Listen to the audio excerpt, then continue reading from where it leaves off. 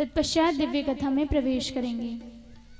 ओम इदगुम हविः प्रजननं वेयसदशवीर्गुम सर्वगणगुम सस्तये आत्मशनि प्रजाशनि पशुशनि लोकशन्न भयशनि अग्निः प्रजां बहुलां मे करोत्वन्नं पयोरेतु अस्मासु दत्त। श्री भागवत भगवान की है आरती, पापियों को पाप से है तारती। श्री भागवत भगवान की है आरती, पापियों को पाप से है तारती। ये अमर ग्रंथ ये मुक्ति पंथ ये पंचम वेद निराला, नवज्योति जगाने वाला। ये अमर ग्रंथ ये मुक्ति पंथ पंचम वेद निराला, नव ज्योति जगाने वाला। हरि नाम यही हरि धाम यही, हरि नाम यही हरि धाम यही, जग के मंगल की आरती, पापियों को पाप से है तारती। श्री भागवत भगवान की है आरती, पापियों को पाप से है तारती। ये शांति गीत पावन पुनीत, पापों को मिटाने वाला, हरि दर्श कराने वाला। ये शांति गीत पावन पुनीत, पापों को मिटाने वाला, हरि दर्श कराने वाला। ये सुख करनी ये दुख हरनी, ये सुख करनी ये दुख हरणी, श्री मधुसूदन की आरती, पापियों को पाप से है तारती। श्री भागवत भगवान की है आरती, पापियों को पाप से है तारती।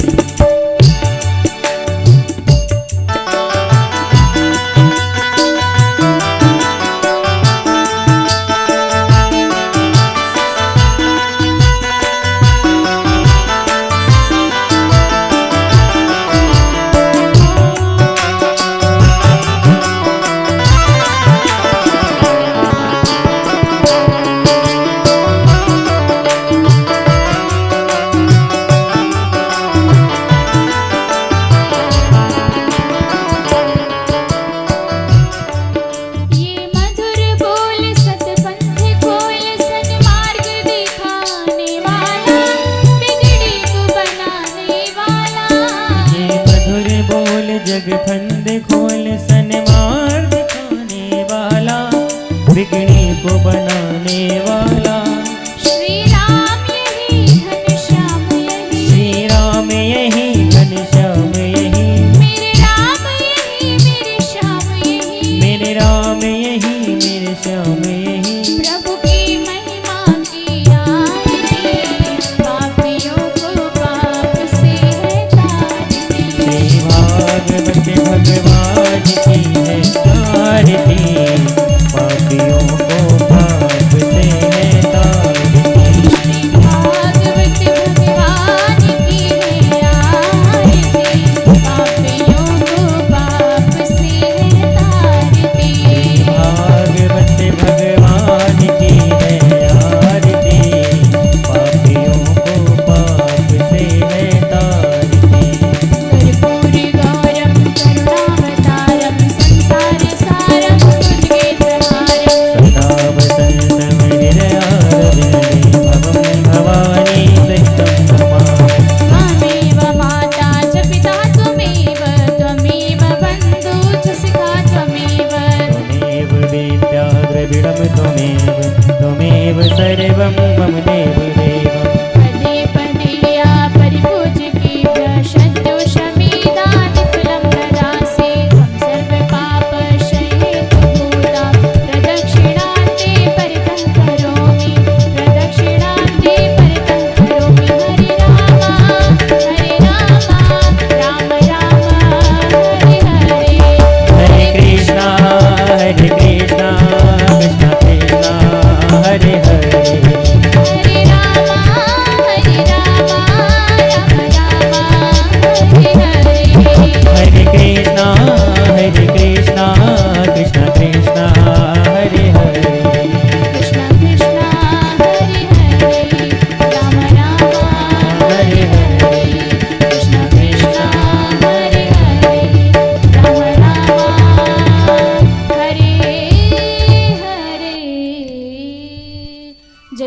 शीतलीकरणं पुष्पैर्देवाभिवन्दनम् आरोग्यार्थे आत्माभिवन्दनं मन्त्रपुष्पाञ्जलिः ॐ यज्ञेन यज्ञमयजन्त देवास्तानि धर्माणि प्रथमान्यासन्न तेह न कं महिमानः स्वचन्त्रित्रपूर्वे साध्याः सन्ति देवा नानासुगन्धिपुष्पाणि यथा कालोद्भवानि च पुष्पाञ्जलिर्मया दत्त्वा गृहाण परमेश्वर गृहाण जगदीश्वर मंत्रपुष्पांजलिं समर्पयामि।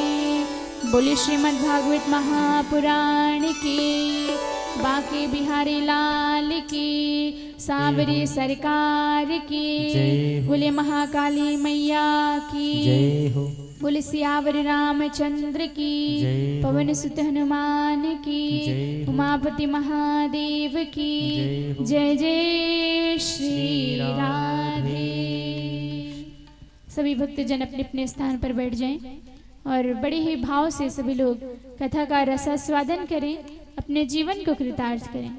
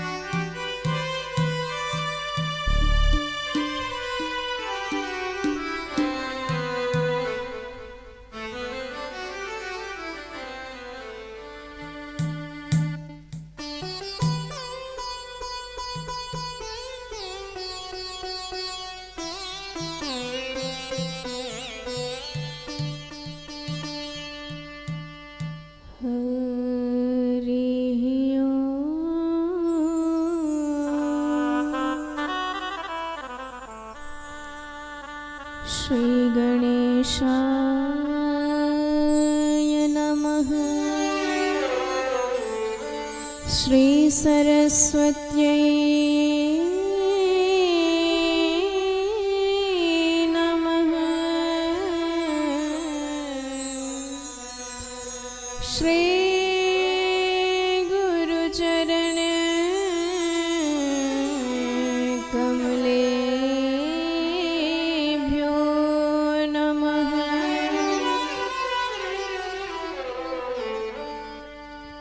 नमः परमहंसास्वादित चरणकमले चिन्मकरन्दाय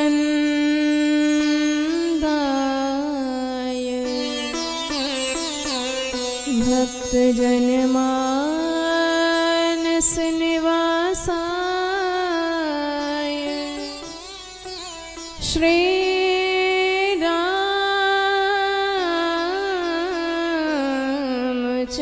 रामचन्द्राय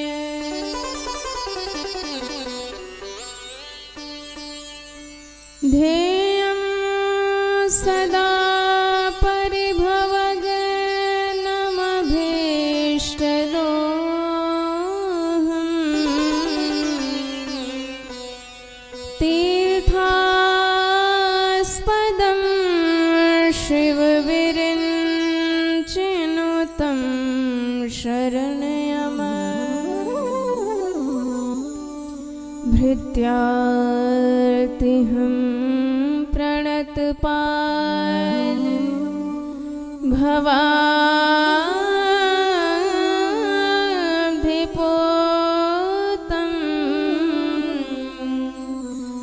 वन्दे महापुरुष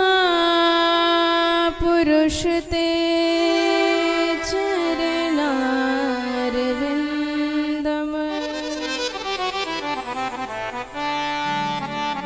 वंशे विभूषितकरा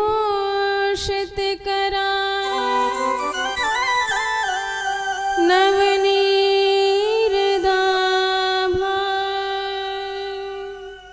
पीताम्बरादरुणबिम्बफलाधिरोषा पूर्णेन्दुसुन्दर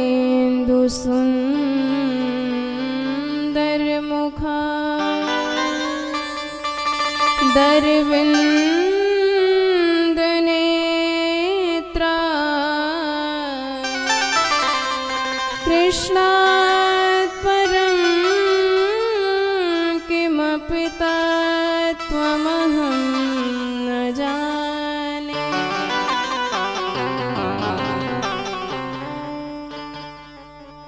नारायणं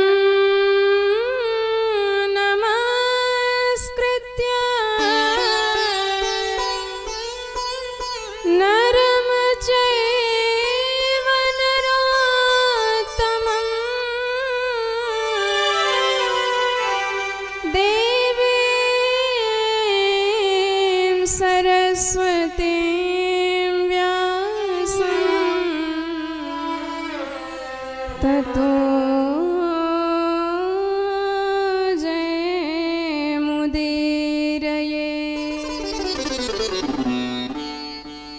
श्री सीतानाथ समारंभा रामानंदार्य मध्यमा अस्मदाचार्य पर्यन्ता वन्दे श्री गुरुपरम्परा।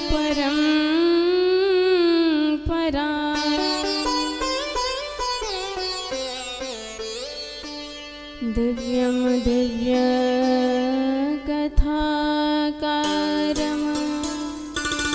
दिव्यतेजसमन्वितम्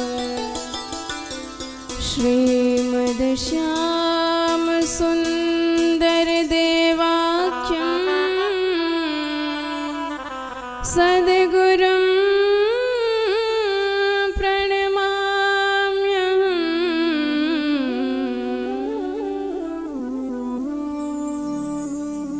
जय जय श्री राधारमण जय जय नवल किशोर जय गोपी चित चोर प्रभु जय जय माखन चोर।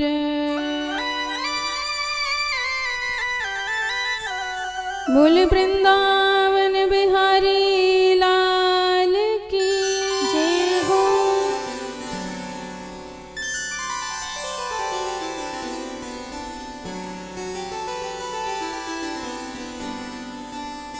कन्हैया कन्हैया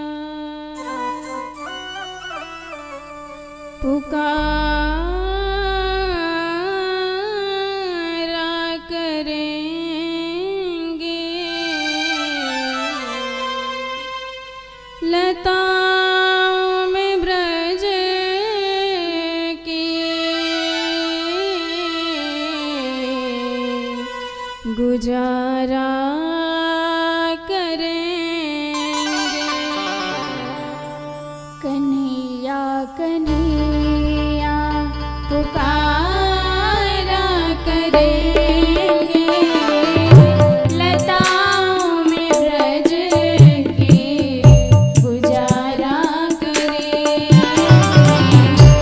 कन्हैया कन्हैया पुकारा करेंगे लताओं में ब्रज के गुजारा करेंगे।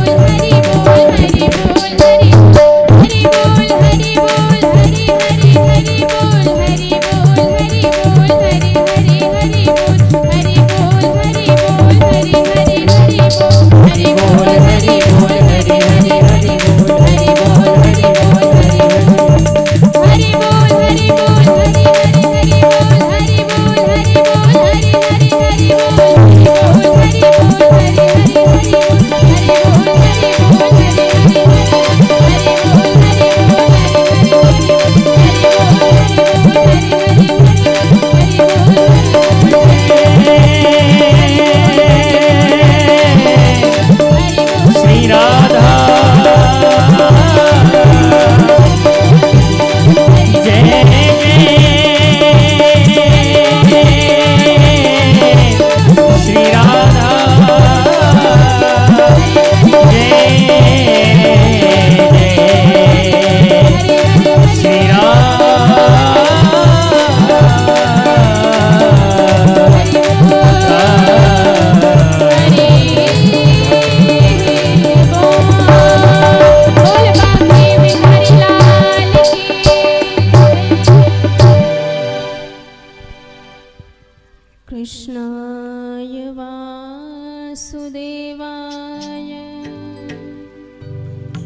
हरे परमात्मने प्रणतक्लेशनाशाय गोविन्दाय नमो नमः।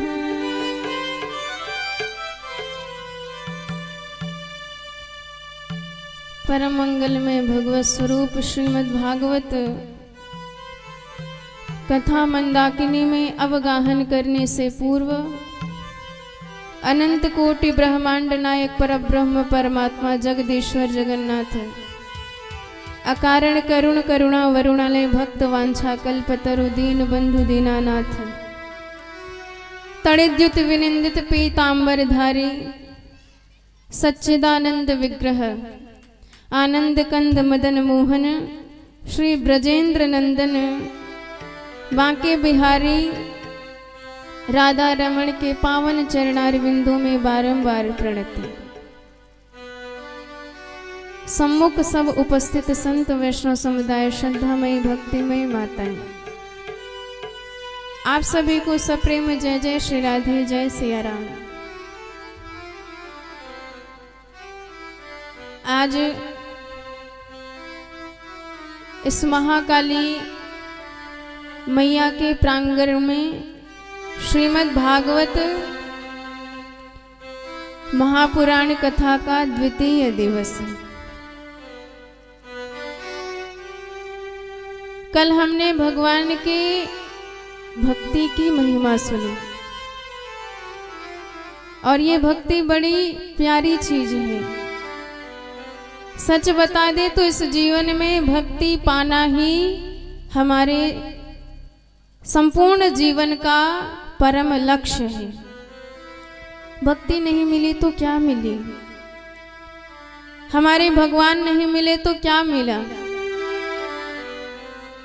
भांति भांति के भोग मिले, अंग हो अरोग मिले, सुख के संयोग मिले जीवन की बाटी में, धन अरु धाम मिले, सुयश अरु नाम मिले, पर राम ना मिले तो सब काम मिले माटी में।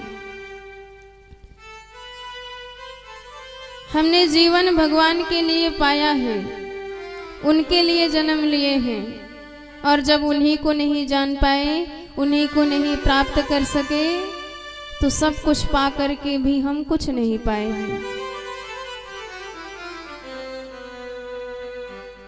शरीरम स्वरूपम सुतम वा कलत्रम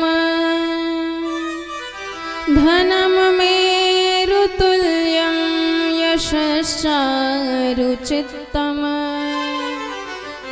गुरुर्पद्मरङ्घ्रे मनश्चेन लग्नं ततः किं ततः किं ततः किं ततः किम। शास्त्र कहते हैं शरीरम स्वरूपम, सुंदरता में आप कामदेव को भी पीछे छोड़ दे, इतने सुंदर हो। सुतम वा कलत्रम, आज्ञाकारी पुत्र हो, पत्नी हो, साथ लेके चलने वाला परिवार हो, ध्यान रखने वाला परिवार हो, कोई चिंता ना हो।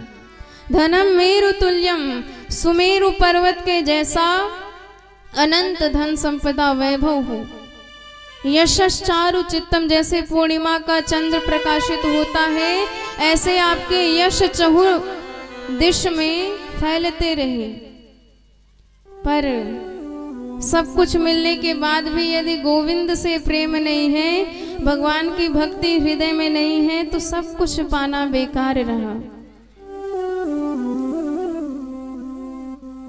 हमारा तो हर इंद्रिय भगवान की सेवा में लगा रहना चाहिए। रोम रोम से राम नाम जपते रहें, ऐसी भक्ति होनी चाहिए। जब उनकी याद आए तो नैनों से प्रेम के अश्रु प्रवाहित होने लग जाएं, ऐसा प्रेम होना चाहिए, ऐसी भक्ति होनी चाहिए। पर क्या होता है, कभी एक बूंद अश्रु भी हम भगवान के लिए बहाए हैं? खुद से प्रश्न करिए।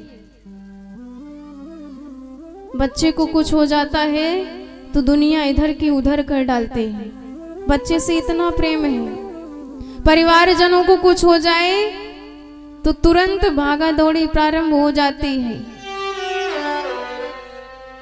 पर क्या कभी भगवान के लिए भी इतनी व्यग्रता, भगवान के लिए भी इतनी व्याकुलता हमारे हृदय में आई है?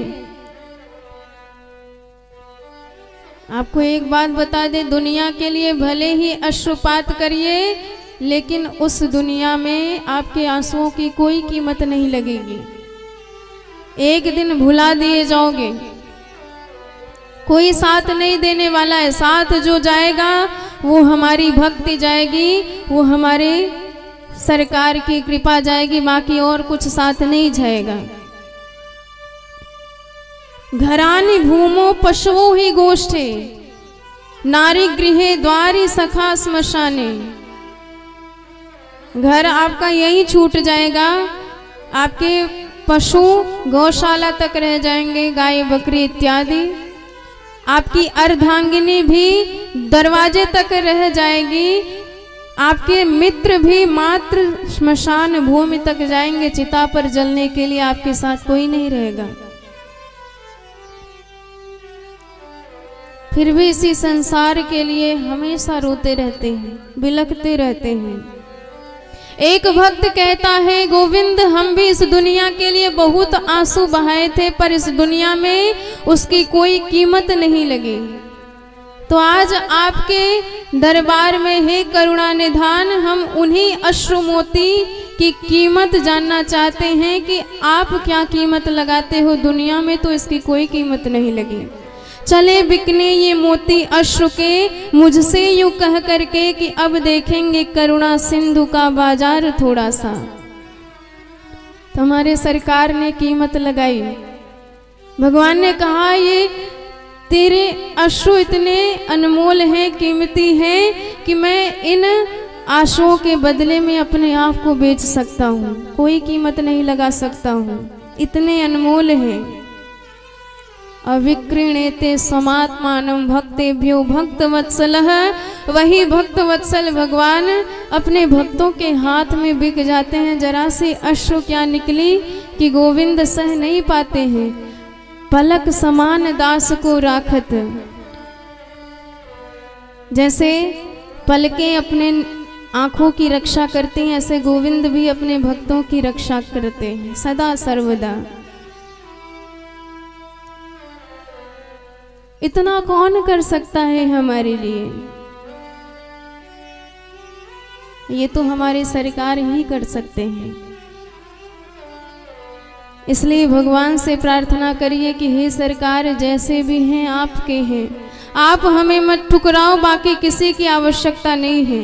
और दुनिया ठुकरा सकती है, पर भगवान जिसे एक बार थाम लेते हैं उसे कभी छोड़ते नहीं हैं। विश्वास करके देखिए, आपका विश्वास कभी गलत नहीं जाएगा, खाली नहीं जाएगा।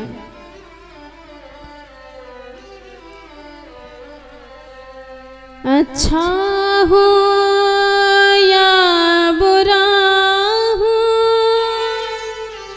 जैसा मैं हूँ तुम्हारा,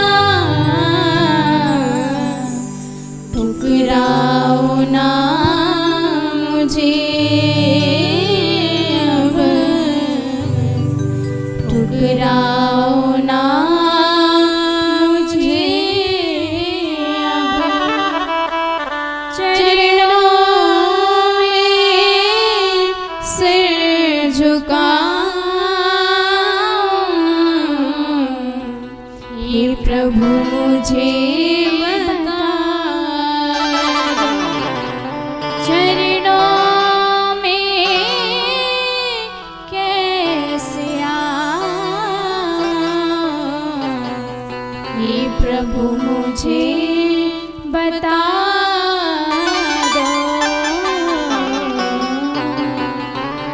इसलिए हम गोविंद की शरण में तभी पहुंचेंगे जब भगवान की कृपा होगी।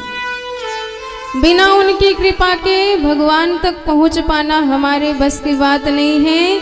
भगवान स्वयं अपने भक्तों का चयन करते हैं। जब देख लेते हैं कि मेरा भक्त निर्मल हृदय का हो गया है, तब उसे अपना लेते हैं। उन्हें वही समझ सकता है जिसे भगवान समझाना चाहते हो, जनाना चाहते हो, बाकी कोई नहीं समझ सकता है। इसलिए भगवान से प्रार्थना करिए कि आप कृपा करिए, तब हम आप तक पहुंच पाएंगे। नहीं तो चाहे जितना प्रयास करें, कुछ ना कुछ काम आ ही जाता है, हम आपको भूल जाते हैं। इसलिए हे सरकार, छीन लीजिए सब, यदि छीनना हो तो।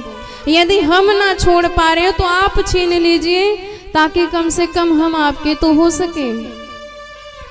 सोई जानई जेहि देहु जनाई, सोई जानई जेहि देहि जनाई, सोई जानऊ जेहि देहि जनाई। जानत तुम्हारी तुम्हें होई जाई, जानत तुम्हें होई जाई, सोई जानऊ जेहि जनाई, जानत तुम्हारी तुम्हें होई जाई, जानत तुम्हारी तुम्हें होई जाई। बोले भक्त वत्सल भगवान की जय हो। आज हम गोकर्णोपाख्यान के माध्यम से सुनेंगे कि श्रीमद् भागवत कथा श्रवण करने का क्या परिणाम होता है। अत्र ते कीर्तयिष्यामः इतिहासं पुरातनम्, यस्य स्मरणमात्रेण पापहानिर्भविष्यति।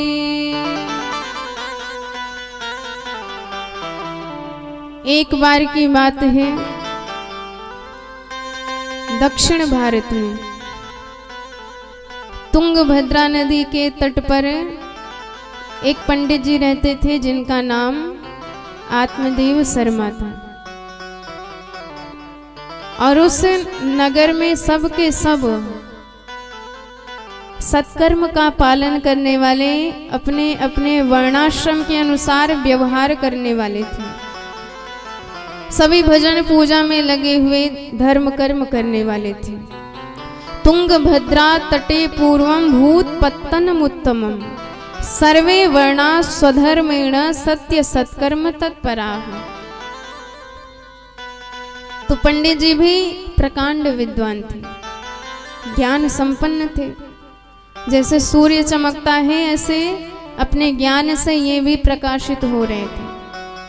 सब कुछ था, धन था, वैभव था, पत्नी भी थी, पर भगवान ने बड़ी दया करी थी इन पे।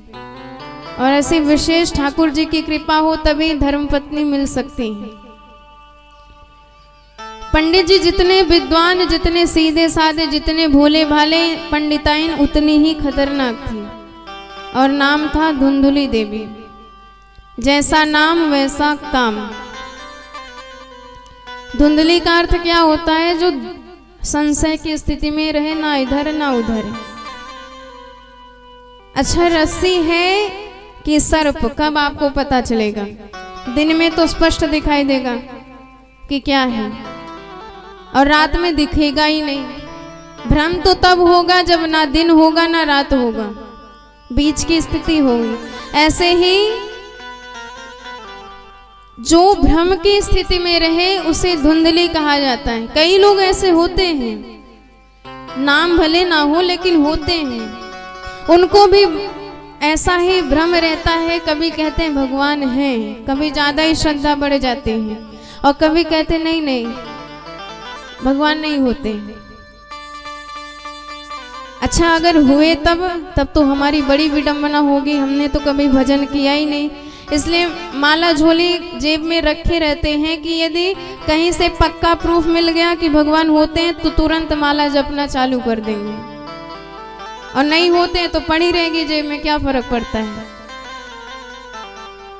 पर जिनका विश्वास दृढ़ नहीं है उनको फल भी कभी नहीं मिलता है।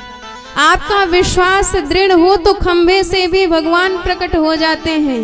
हमारे प्रहलाद जी ने प्रकट करके दिखला दिया, विश्वास की ही तो बात थी। इतने अत्याचार हुए, दूसरा कोई होता तो भाग जाता, भगवान होते ही नहीं।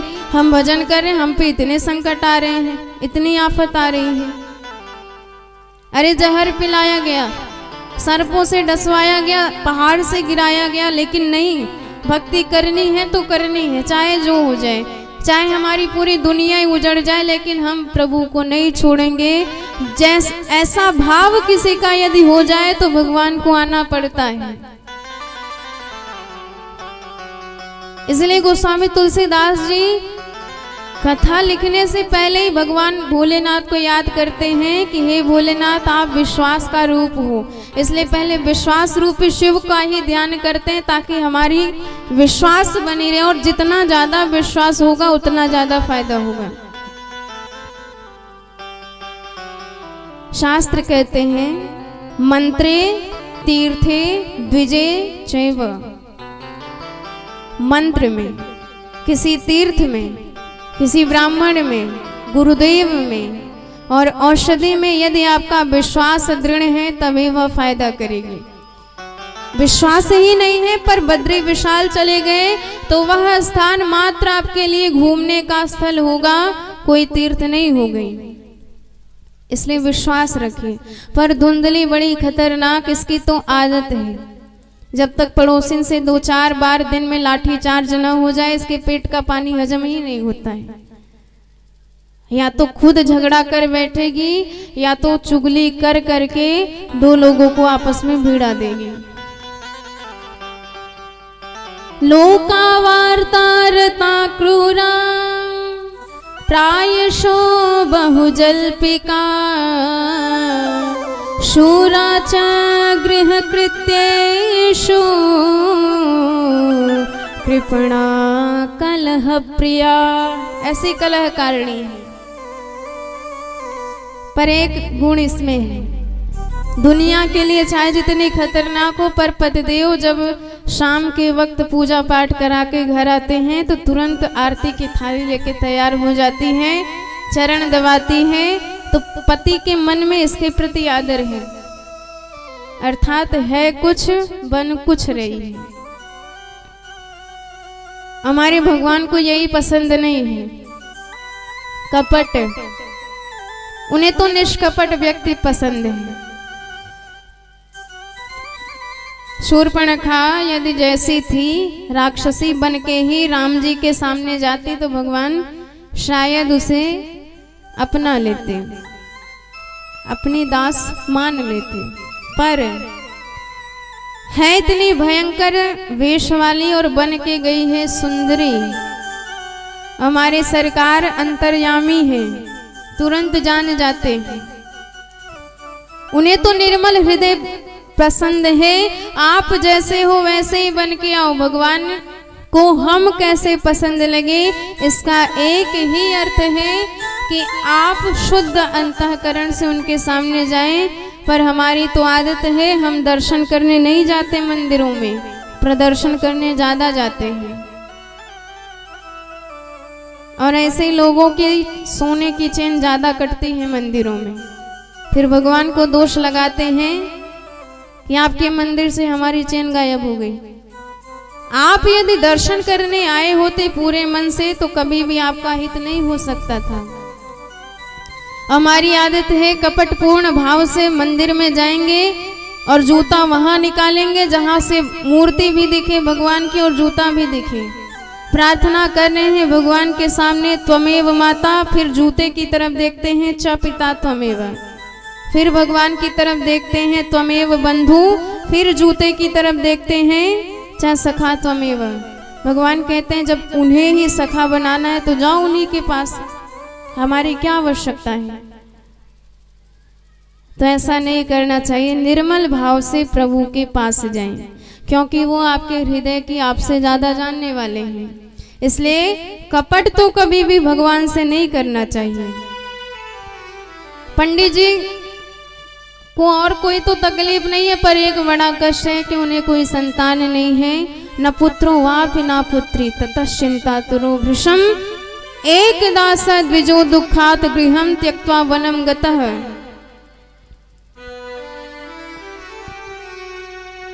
एक दिन तो इतने दुखी हो गए, दुखी मन से घर छोड़ करके जंगल में चले गए, 5 दिन तक लौट के ही नहीं आए, आंसू बहा रहे हैं बैठ करके। एक संत वहां से गुजरे तो संत ने पूछा कि बेटा क्या बात है, किस लिए इतना रो रहा है।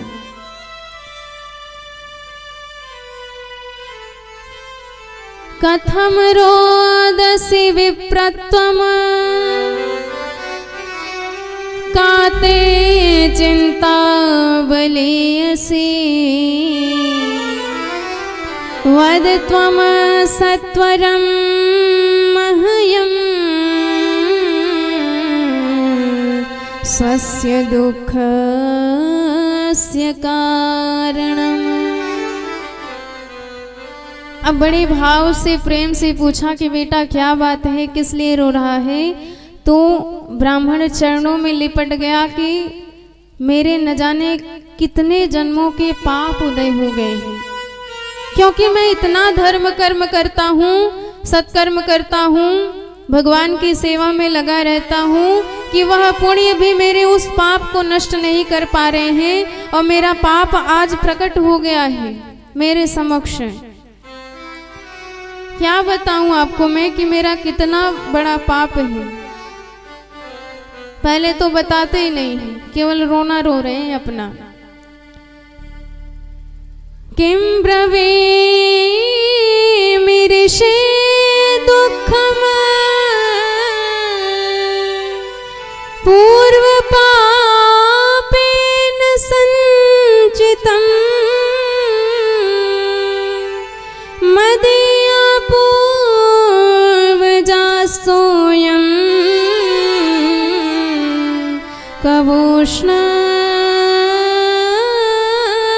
कवोष्णमुपभुञ्ज मे कवोष्णमुपभुञ्ज मे। संत ने पूछा कि बात क्या है। तो पंडित आत्मदेव कहते हैं कि महाराज मैं जब अपने पूर्वजों को जल देने जाता हूँ तो उनके आंखों में आंसू आ जाते हैं, इसलिए कि इसके बाद अब हमारे खानदान में वंश में कोई पानी देने वाला नहीं है। हर सनातनी के घर में तुलसी जी का वृक्ष अवश्य रहना चाहिए। तो हम भी तुलसी जी का बिरवा लगाते हैं, पर न जाने क्या कारण है कि तुलसी जी हमेशा सूख जाती हैं, मुरझा जाती हैं, स्वस्थ नहीं रहती हैं। एक गैया बांध रखी है, बरसों हो गए, पर आज तक उस गैया ने किसी बछड़े या बछिया को जन्म नहीं दिया।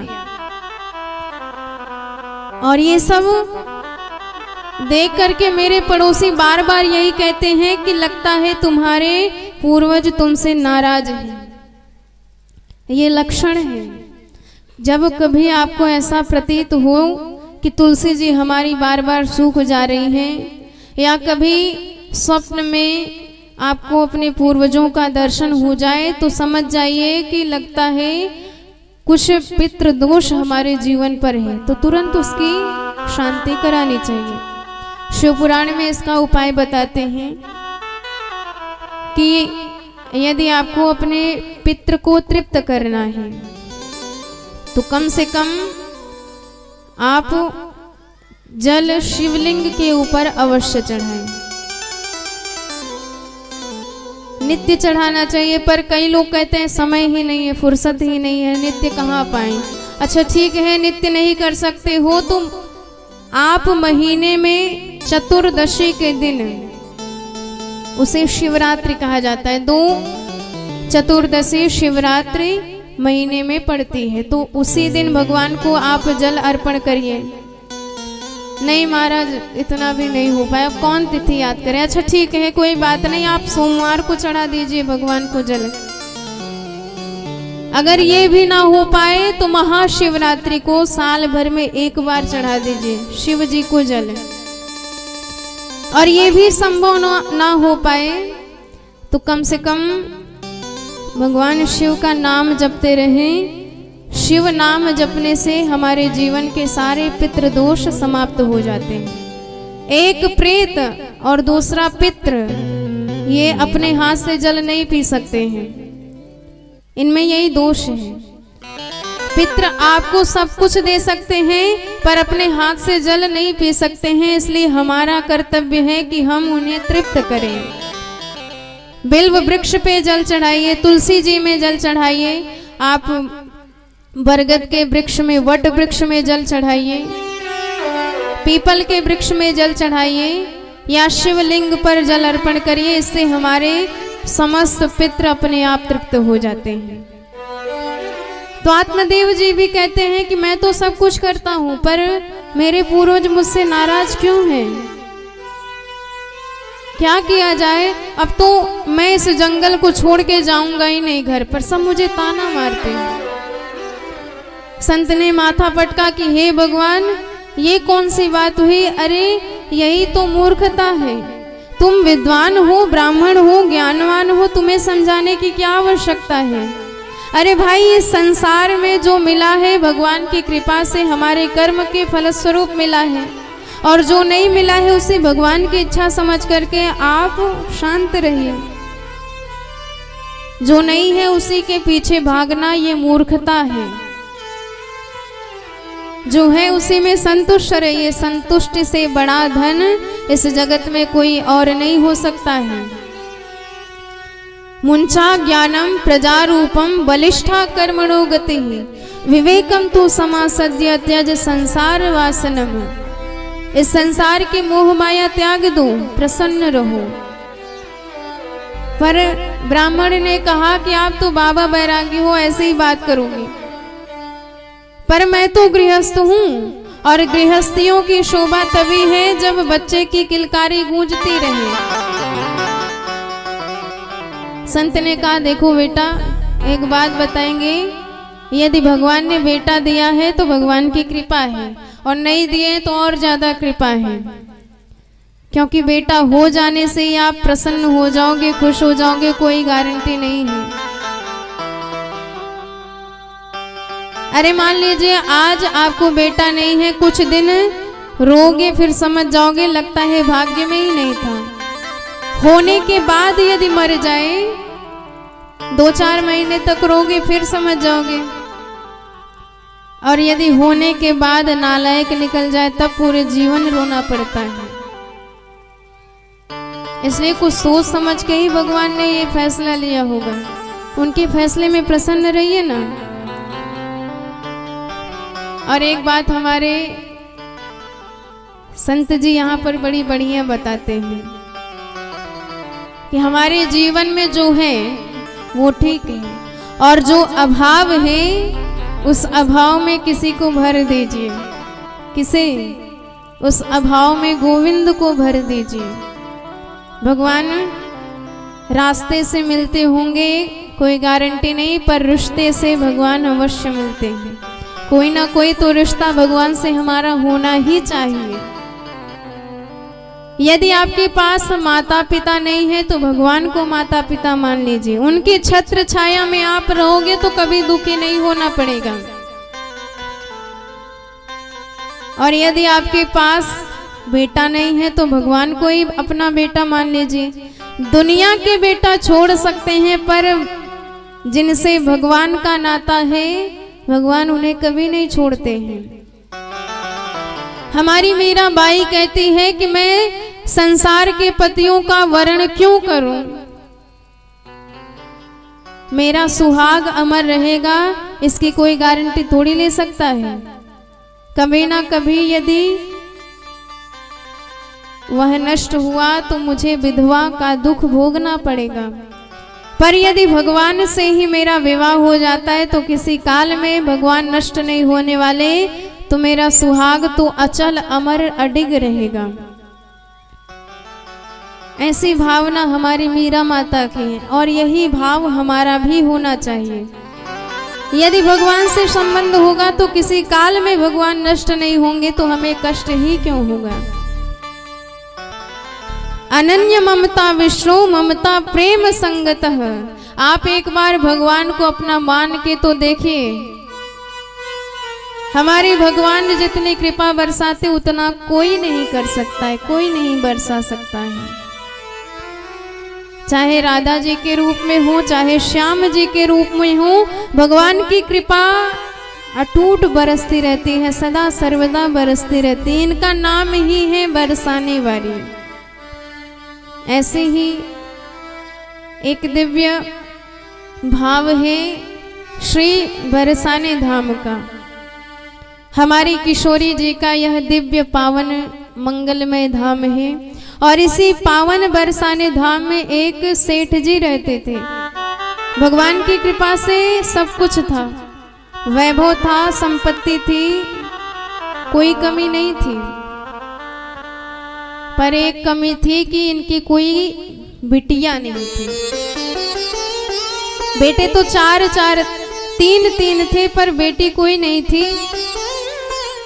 और सेठ जी का सदा भाव था कि हमारी भी एक बेटी हो, क्योंकि जो भाग्यशाली होते हैं उनके घर बेटा होता है, पर जो सौभाग्यशाली होते हैं उनके घर बेटी होती है। एक संत आए, खूब सेवा किए और मन की बात कह दिए कि महाराज आपकी कृपा हो तो हमारे घर भी एक बेटी हो, सारी कमी पूरी हो जाए।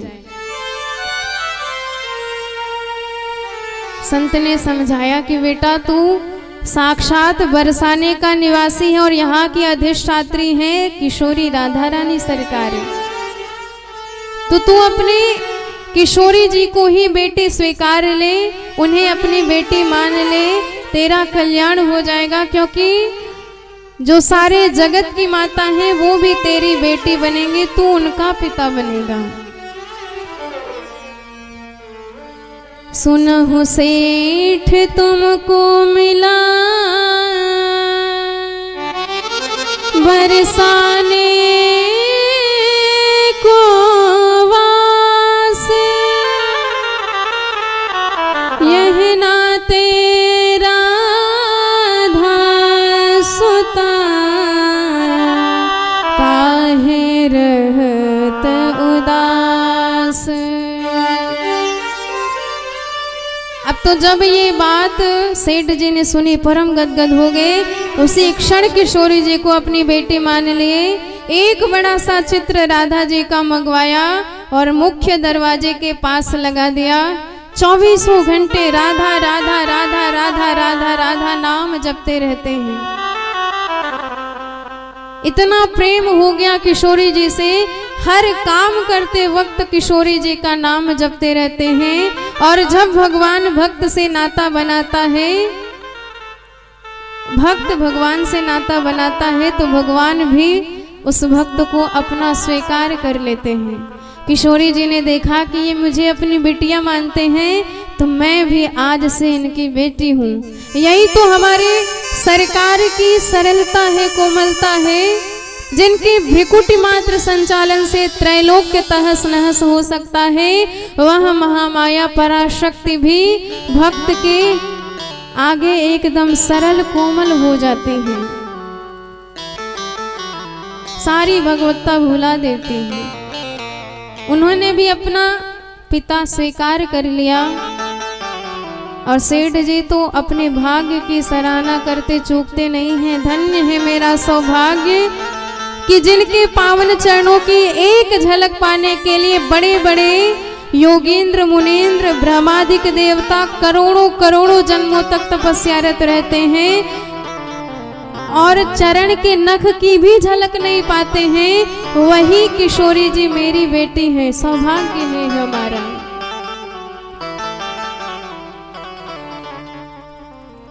तीन बहू बेटे हैं घर में, सुख सुविधा है पूरी, संपत्ति भरी भवन में रहते, नहीं कोई मजबूरी। कृष्ण कृपा से जीवन पथ में नहीं कोई है बाधा। मैं बड़े भागी पिता हूँ, मेरी बेटी है श्री राधा।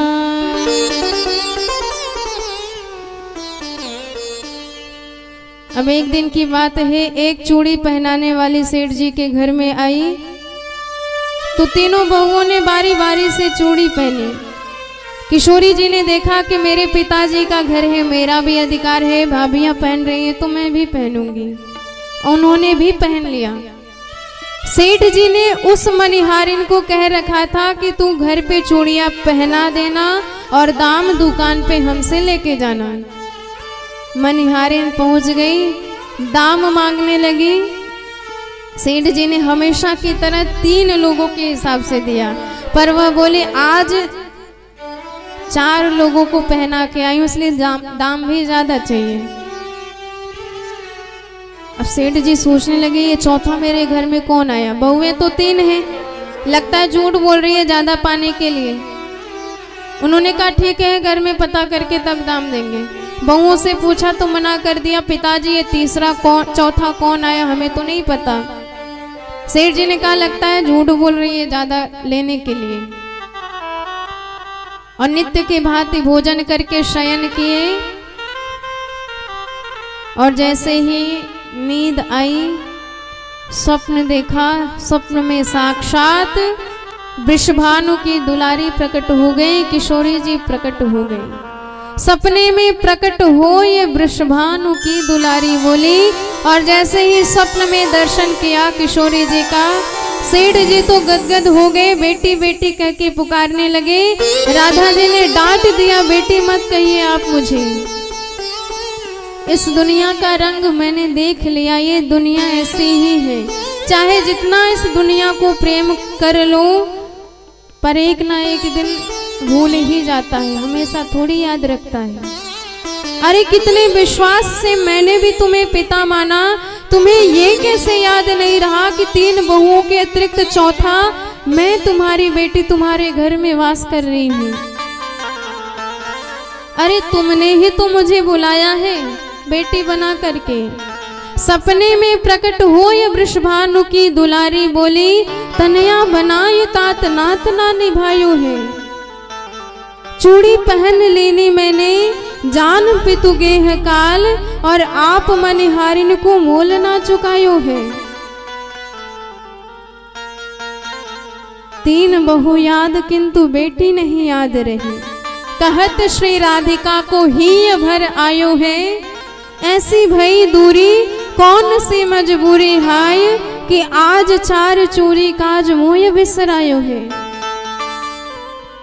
सेठ जी धिक्कारने लगे अपने आप को कि मैं कैसे तुम्हें भूल गया।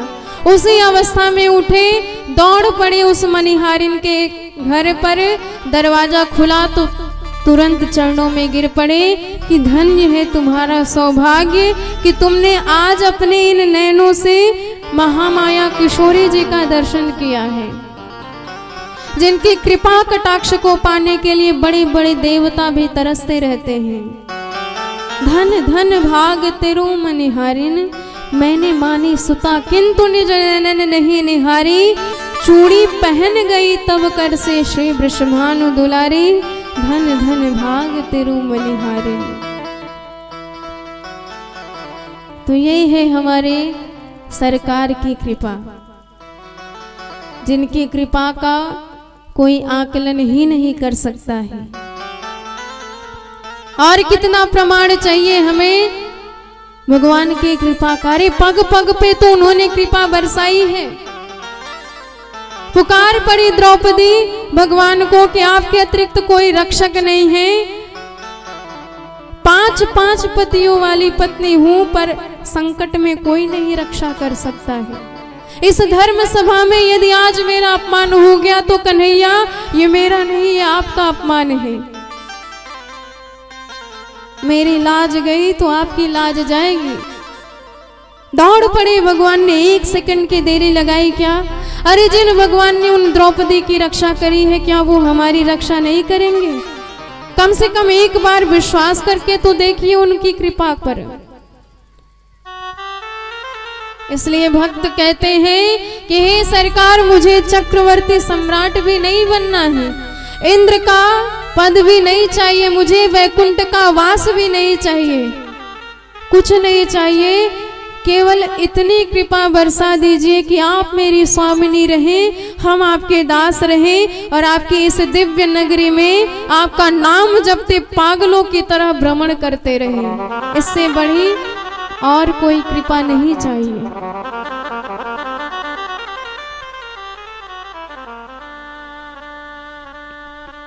राधे मेरी स्वामिनी,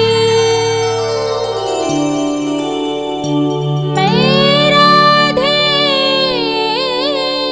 को दास, जन्म जन्म मोहि दीजियो श्री वृंदावन में, श्री चरणन में हमको रहना है। बरसाने वाली सरकार की आइए बड़े भाव से अपने किशोरी जी के पावन चरणों में मन को निवेदित करें। रहना है हो वृंदावन में, श्री चरणन में हमको रहना है। संतन के संग, संतन के संग, संतन के संग बैठ बैठ होंगे, संतन के संग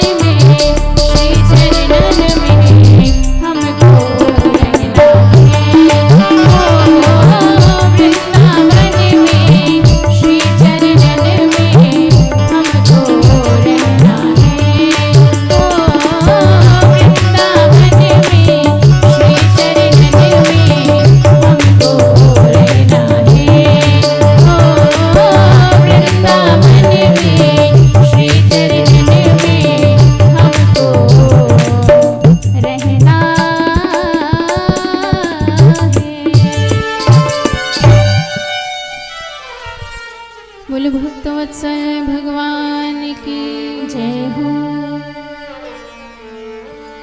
तो यही बात पंडित आत्मदेव जी को भी संत समझा रहे हैं, लेकिन पंडित जी ने कहा कि मुझे बेटा चाहिए। संत ने कहा कि शृणु विप्र मया तेद्यम प्रारब्धम तु विलोकितम सप्त जन्मावधि तव पुत्रो नैवच नैवच। हे विप्र, मैंने तेरा प्रारब्ध देखा है और तुझे एक नहीं 7 जन्मों तक कोई संतान नहीं होगी, नहीं होगी, नहीं होगी। सुनते ही ब्राह्मण का दुख और 7 गुना बढ़ गया। चरणों में गिर पड़े कि महाराज अब तो मेरा संकल्प है, यदि आप बेटा नहीं दोगे तो मैं ऐसे अपना सिर पटकूंगा आपके चरणों में कि मेरा प्राणांत हो जाएगा। लेकिन एक बात याद रखना, जो ब्रह्म हत्या लगेगी वो आपके ही माथे पर जाएगी। अब तो संत घबराए कि हे भगवान, न लेना न देना, फालतू में फंस गए। उन्होंने कहा जब है ही नहीं तुम्हारे भाग्य में तो कहां से दे दूं। ब्राह्मण बोला मुझे कुछ नहीं पता, यदि संत चाहे तो विधाता के विधान को भी पलट सकते हैं। अब तो मैं आपके ही शरण में हूं, आप चाहे जैसे दीजिए। तो तस्याग्रहम समालोक्यम फलम एकम च दत्तवान। एक फल दिया और समझाया कि इदम भक्षे पत्न्या त्वं ततः पुत्रो भविष्यति। यह फल ले जाके अपनी देवी जी को खिला देना, भगवान ने चाहा तो सुंदर बेटा हो जाएगा। फल लेके आए, पंडिताइन को बुलाया, दौड़ी दौड़ी आई, फल थमा दिया, पालोगी तो बेटा होगा, संत का प्रसाद है। पंडिताइन ने कहा इसी फल के लिए इतनी जोर से गला फाड़ फाड़ के चिल्ला रहे थे। अरे मैं तो सोची कोई दिवाली का 9 लखा हार उपहार में लाए होंगे, अब इस फल का क्या करूं।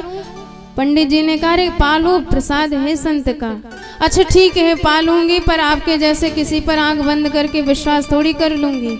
आप जाइए, मैं भी पवित्र होके स्नान इत्यादि करके तब फल पालूंगी। ब्राह्मण तो चले गए, फल लिए परेशान है, खाऊं कि ना खाऊं।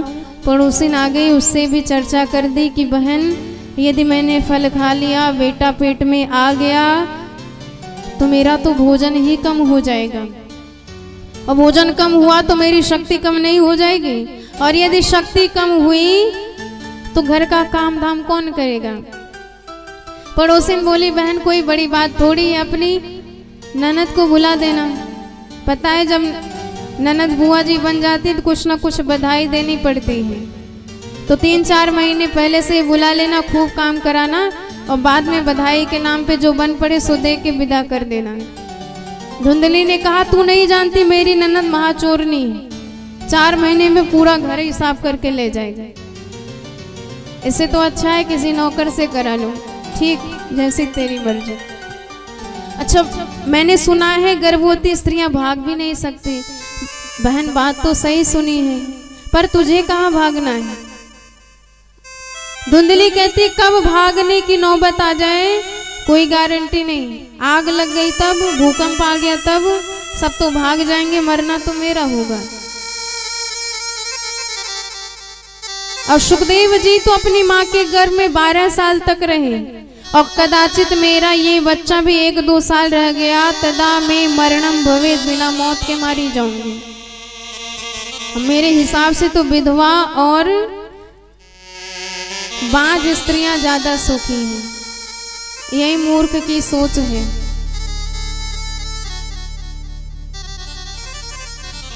मैं तो तय कर चुकी हूँ फल नहीं खाऊंगी। पड़ोसिन भी समझा समझा के हार गई, और इसने अपने कुतर्क की कैंची चला दी।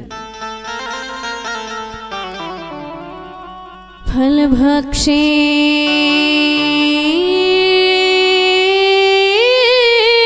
गर्भस्या गर्भेणो दर्वृद्धिता स्वल्प भक्षत शक्ति गृहकार्यं कथं भवेत्। बहन आई, बहन ने और दिमाग खराब कर दिया कि इन बाबा बैरागियों की बातों में मत आना। अरे बहन, जहाँ खाने वालों की लाइन लगी है वहां पर अन्न भी नहीं है।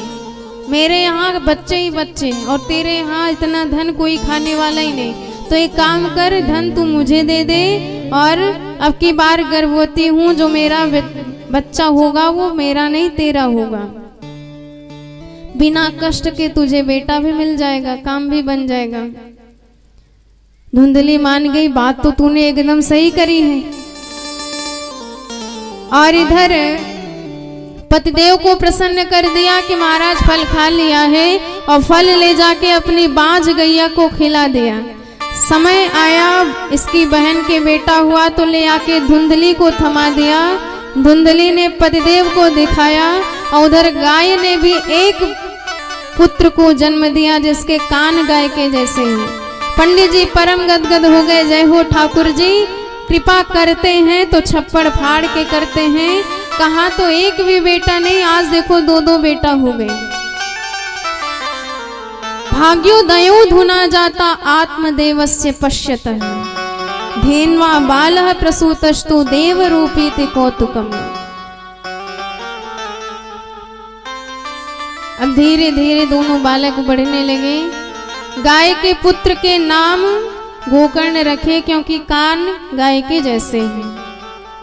अपने बेटे का नाम सोच रहे थे कि धुंधली खड़ी हो गई, सुनो जी 9 महीने हमने पेट में धरा है तो नाम भी हम ही धरेंगे। पंडित जी ने कहा धर लो। उसने कहा मेरा नाम धुंधली तो मेरे बेटे का नाम होगा धुंधकारी, और एक और महामारी पैदा कर दे।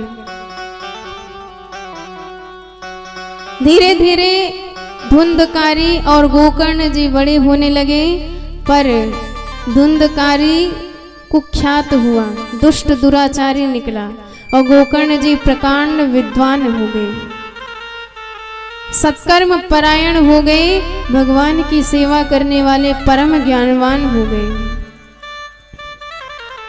देखिए एक बालक आगे चल के कैसा निकलेगा ये माता पिता पर निर्भर करता है। आप जैसी परवरिश दोगे वैसा ही बच्चा आगे चल करके बढ़ेगा, होगा।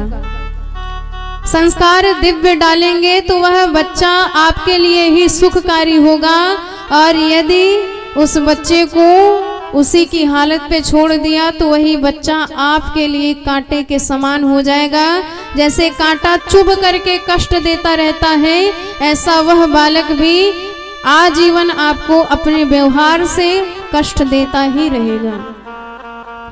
इसलिए माँ से बड़ा गुरु और कोई नहीं बताया गया है।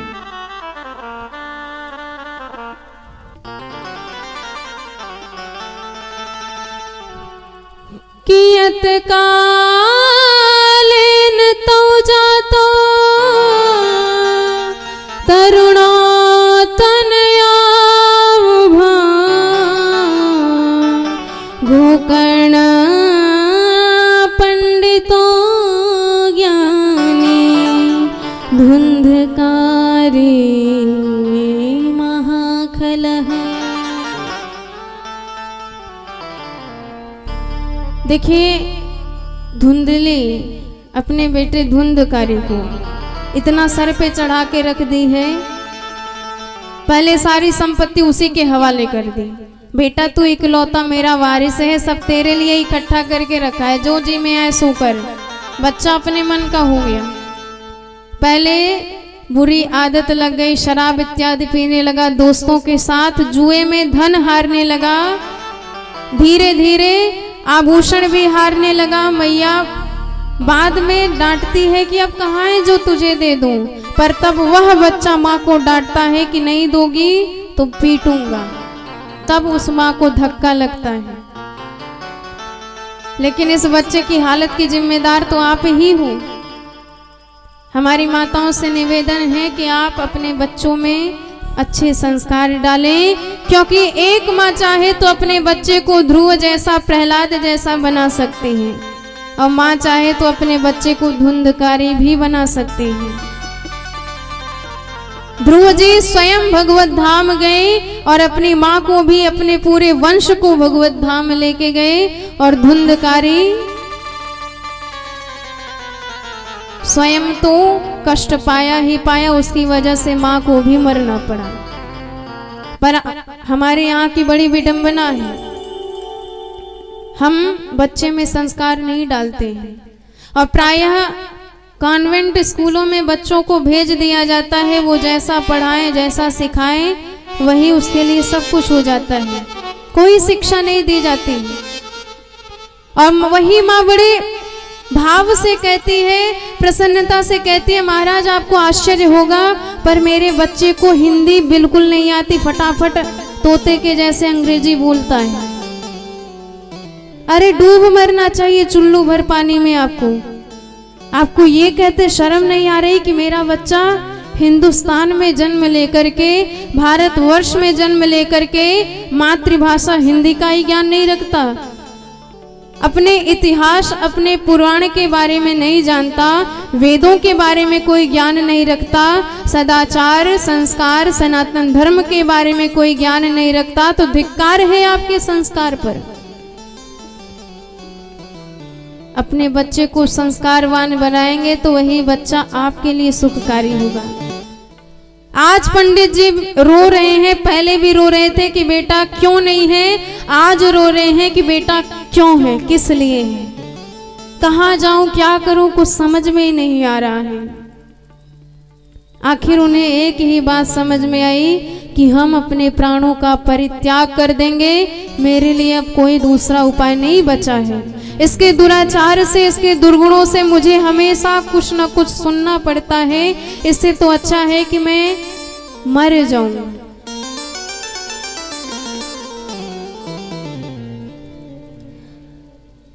और जब पंडित जी की ये हालत गोकर्ण जी ने देखी तो समझ गए, एकांत में ले जाके पिताजी को समझाया कि आपको चिंता करने की आवश्यकता नहीं है। इस दुनिया में आप विचार कीजिए, सुखी कौन है? सारी दुनिया दुखी है। चक्रवर्ती सम्राट से पूछिए तो वो भी दुखी है, इंद्र से पूछिए तो वो भी दुखी है, ब्रह्मा से पूछिए वो भी दुखी है। सुखी तो केवल वही है जो सब कुछ त्याग करके भगवान का दास हो गया है, एकांत में वास करता है। बाकी पूरी दुनिया दुखी है। दीन कहे धनवान सुखी, धनवान कहे सुख राजा को भारी, राजा कहे महाराज सुखी, महाराज कहे सुख इंद्र को भारी, इंद्र कहे चतुरानन को सुख, ब्रह्म कहे सुख विष्णु को भारी, तुलसीदास विचारी करे हरि भजन बिना सब जीव दुखारी। न चेन्द्रस्य सुखम किंचित न सुखम चक्रवर्तिनः, सुखमस्ति विरक्तस्य मुनेरेकांत जीवनम। गोकर्ण जी ने 2 श्लोक में इस संसार का रहस्य सिखाया और पंडित जी के ज्ञान की आंखें खुल गई। और यही 2 चीज हमें भी ध्यान देने की आवश्यकता है। अपने आप सारे द्वंद्व, सारे दुख हमारे मिट जाएंगे। जीव को दुखी करने वाली मात्र 2 ही कारण हैं, उन्हीं कारणों को मिटा दी तो हमारा दुख अपने आप मिट जाएगा।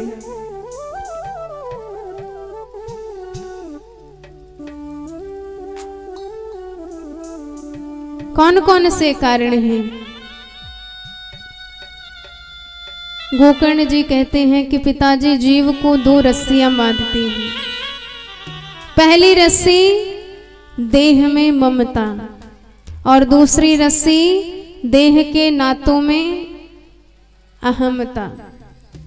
अब जरा विचार कीजिए कि हमारा शरीर क्या हमारा है? हमारा शरीर पंच तत्व से विनिर्मित है और समय आने पर उन्हीं पंच तत्वों में मिल जाएगा। क्षितिजल पावक गगन समीरा, क्षितिजल पावक गगन समीरा, क्षितिजल पावक गगन समीरा, क्षितिजल पावक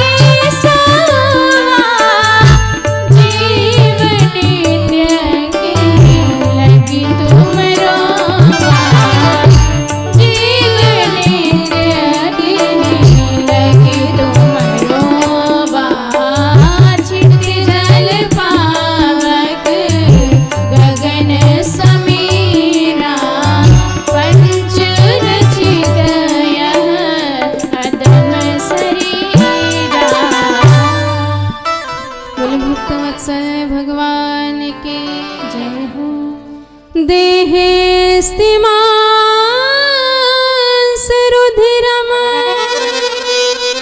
भीमति त्यज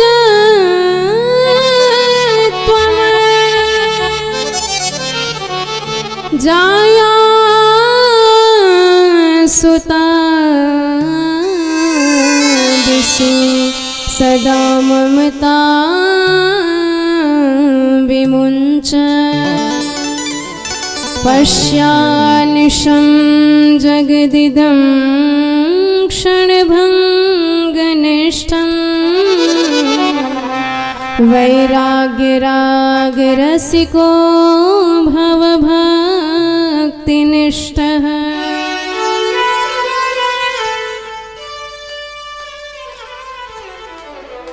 तो जब शरीर आपका नहीं है, शरीर की 3 ही अवस्था हो सकती है।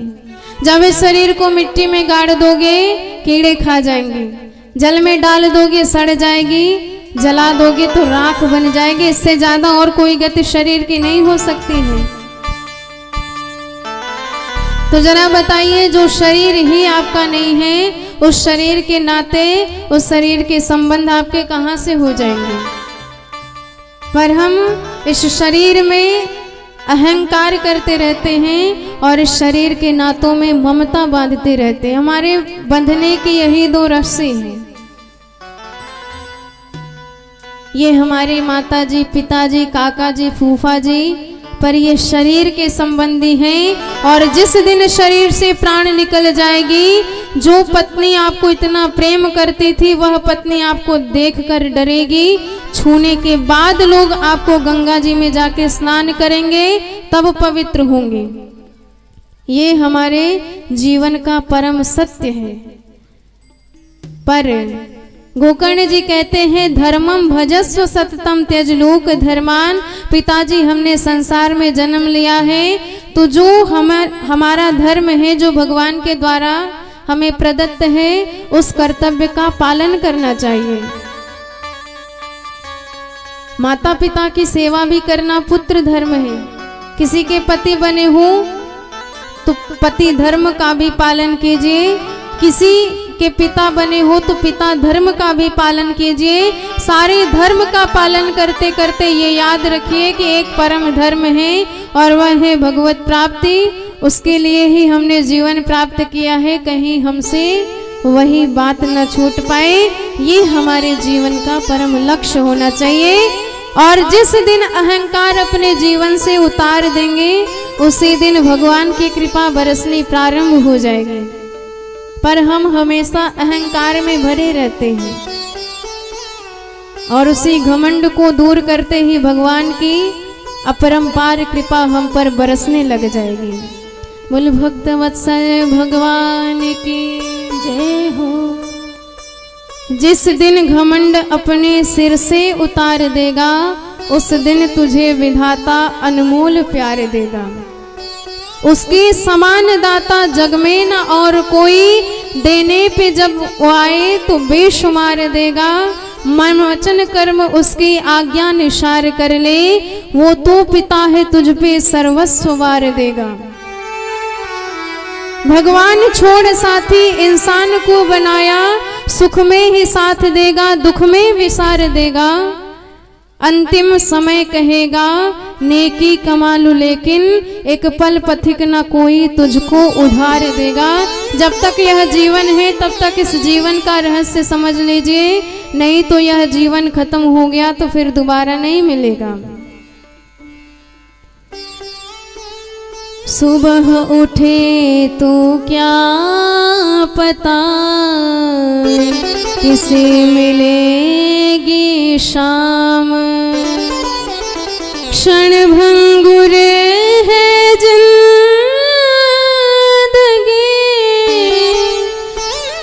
भज ले मन प्रभु नाम, भज ले मन प्रभु राम। और जैसे ही ये बात पंडित जी के समझ में आई, तुरंत घर का त्याग करके जंगल में गए। श्रीमद् भागवत जी के 10वें स्कंद का निरंतर अनवरत पाठ करते हुए भगवान के चरणों में मन को लगाया और सारी दुनिया भुला दी। श्री कृष्ण मापनियतम 10मस्य पाठात युक्तो हरेर अनुदिनम परिचर्य वासो। अब इधर धुंधकारी ने अपनी मैया को पकड़ा और कहा कि पिताजी तो चले गए, जो जो धन गाड़ रखा है सबका पता बताओ। अब माताजी बेचारी घबराई, बेचा घर में तूने छोड़ा ही क्या है, सब तो उठा के ले गया। धुंधकारी डांटने लगा, नहीं बताऊंगी तो जलती लकड़ी से पीटूंगा। माँ इतनी दुखी हो गई, रात के वक्त घर से बाहर निकल ली और कूपे पातः कृतो रात्रो तेन सा निधनम गतः। अंधकार के वक्त कुएं में गिर करके प्राणांत कर बैठी। और गोकर्ण जी भी तीर्थ यात्रा के बहाने चले गए। धुंधकारी बाजार से 5 वैश्याओं को घर में लाके बिठा दिया और दिन रात चोरी करने लगा। एक दिन इतना माल लूट के आया, वैश्याओं ने देखा तो कहने लगी, बहन अवश्य राजा इसे पकड़ेंगे और यह पकड़ा गया तो फिर हमारा भी नाम मिलेगा, हम भी पकड़े जाएंगे, धन भी जाएगा और जेल खाने की हवा भी खानी पड़ेगी। इसलिए सारा धन यही इसे ठिकाने लगा के सारा धन लेके चलते हैं।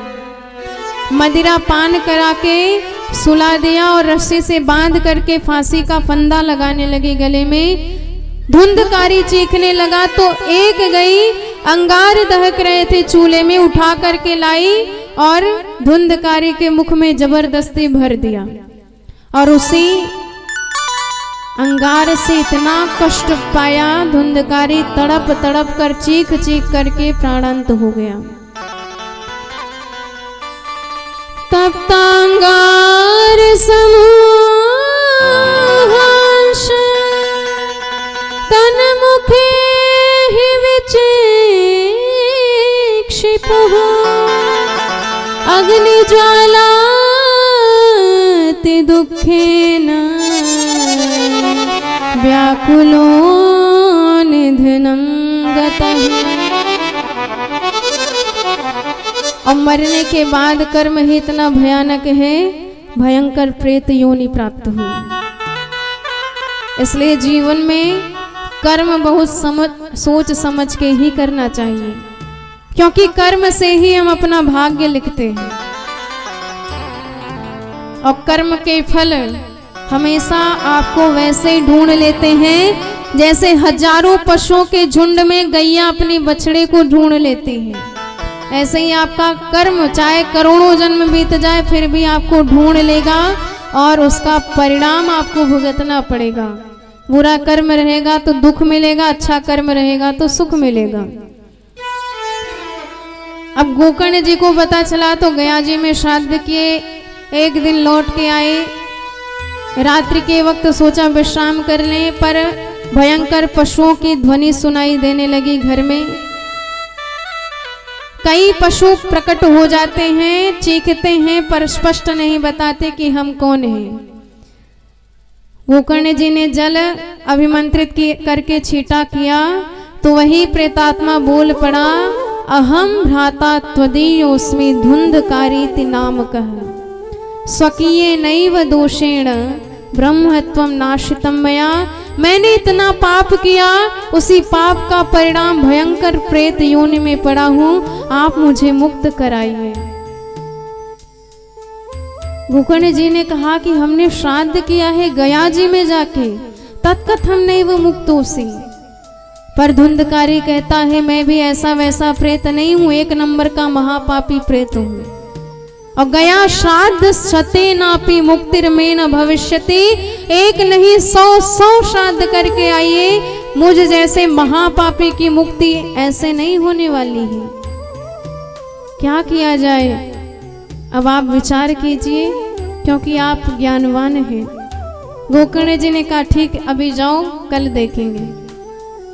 और सुबह होते ही साक्षात सूर्य देव के रथ को रोक लिया अपने मंत्र के प्रभाव से। सूर्य देव ने उपाय बताया, श्रीमद् भागवतान मुक्ति सप्ताहम वाचनम कुरु। गोकर्ण जी ने आषाढ़ मास में कथा का आयोजन किया। एक 7 गांठ वाला बांस सामने गाड़ दिया। उसी बांस में वायु रूप में उपस्थित होके धुंधकारी कथा सुन रहा है।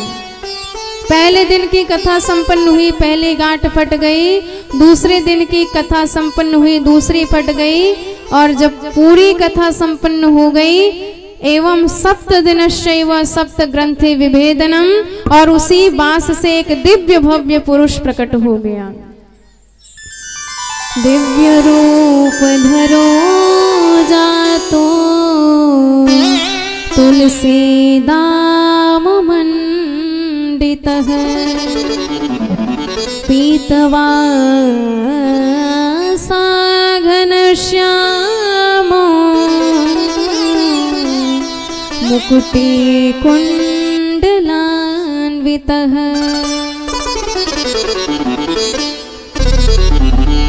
कहने लगा, धन्य है भागवत की कथा जिसने मुझ जैसे परम पापी प्रेत को भी पावन पुनीत बना दिया, और जो मनुष्य जन्म लेकर के भी इस कथा को नहीं श्रवण करते, धिक्कार है उनके जन्म को। अरे जो प्रेत को भी मुक्त करने वाली है, ऐसी कथा को भला कौन नहीं सुनना चाहेगा। ऐसी मंगलमयी कथा है। बोल श्रीमद् भागवत महापुराण की जय हो। धन्या भागवती वार्ता प्रेत पीड़ा विनाशिनी, सप्ताहोपि तथा धन्या कृष्ण लोक फलप्रदः। चर्चा चल ही रही थी कि साक्षात विमान आ गया भगवत धाम से ले जाने के लिए धुंधकारी को, और धुंधकारी भगवान के धाम गए। सारे श्रोता तो उदास हो गए, तो कथा तो हमने भी सुनी, पर विमान केवल एक के लिए क्यों आया। तो गोकर्ण जी ने पूछा, प्रश्न किया कि अत्रैव बहवः सन्ति श्रोतारो मम निर्मलाः, और आप केवल एक विमान लाए। भगवत पार्षद कहते हैं, भले ही कथा हजारों ने सुनी है, पर केवल बैठे हैं, सुनते तो केवल 2-4 लोग हैं। ऐसा सुनते हैं कि हृदय में बैठ जाती है एक एक शब्द। कथा में बैठे रहने से कल्याण नहीं होने वाला है। भोजन की थाली आपके सामने रखी रहे, सुगंध लेने से पेट नहीं भर जाएगा, भोजन आपको करना भी पड़ेगा। ऐसे ही कथा को हृदय में उतारना भी पड़ेगा, जीवन में लाना भी पड़ेगा, तब वह कथा आपका कल्याण कर सकती है। एक एक सूत्र जो जो आपको पसंद आए, जो जो आपको लगे, खुद पर अनुसंधान कीजिए, विचार कीजिए कि हम में ये कमियां हैं, और उन कमियों को जाकर के दूर कीजिए, तब कथा सुनना आपका सार्थक माना जाएगा। ऐसा नहीं कि कथा सुने, एक कान से सुने, दूसरे कान से निकाल दिए। कई लोग सोता होते हैं, घर में बच्चे सोने नहीं देते, तो यहाँ के बढ़िया जबरदस्त समाधि लगाते हैं। अब माताओं को तो ज्यादा अच्छा रहता है, 1.5 हाथ का घूंघट भी आगे डाल लेती हैं, ना पड़ोसी देख पाए ना व्यास जी समझ पाए। और जब जयकारा लगाया जाएगा, सबसे ज्यादा ऊंची जय जयकार की आवाज इन्हीं की होगी। अचानक जागते हैं तो खूब तेजी से जयकारा लगाते हैं। और कई लोग कमियां निकालने आते हैं कि अभी तो एक चुटकुला सुनाया भी नहीं। तो जरा ये बताइए, यदि आपको चुटकुला सुन के हंसना ही है तो आप कॉमेडी शो देख लीजिए। चुटकुला सुनने से भव का रोग नहीं दूर हो सकता है। कैंसर की बीमारी है तो कैंसर की दवाई खानी पड़ेगी, चॉकलेट खाने से काम नहीं चलेगा। बोल भक्तवत्सल भगवान की जय हो। श्रोता बनिए तब उद्धार होगा। पुनः श्रावण मास में कथा करी तो अब की बार जितने श्रोता उतने विमान प्रकट हो गए। साक्षात गोविंद प्रकट हो करके गोकर्ण जी को हृदय से लगा लिए कि तुझ जैसा भक्त धन्य है जो भगवान को उनके भक्तों से जोड़ देता है, वही भगवान की कृपा का ज्यादा पात्र बनता है। तो ऐसे व्यक्ति को भगवान ज्यादा पसंद करते हैं, हृदय से लगा लेते हैं। जो व्यक्ति पकड़ पकड़ कर लोगों को भगवान से जोड़ता है। इसलिए सदा सर्वदा ऐसी मंगलमयी कथा सुने, जीवन को परम धन्य बनाए और सारी चिंता भगवान के ऊपर छोड़ देनी चाहिए, क्योंकि जो गोविंद सारे ब्रह्मांड का भार उठा लेते हैं, जो गोविंद ब्रजवासियों को डूबने से बचा लेते हैं, वो गोविंद कहीं गए नहीं हैं। वो गोविंद आज भी हमारी प्रतीक्षा में खड़े हैं कि कोई हाथ उठा के ये तो कहे कि हे गोविंद हम तुम्हारे हैं, और जो ऐसा कह देता है मैं उसे दोनों हाथ से पकड़ करके हृदय से लगा लेता हूँ।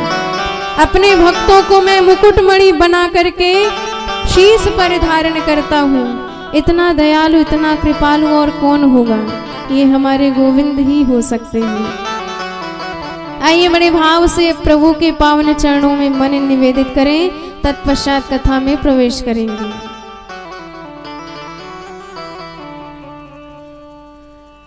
अरे चिंता करे बलाए हमारी,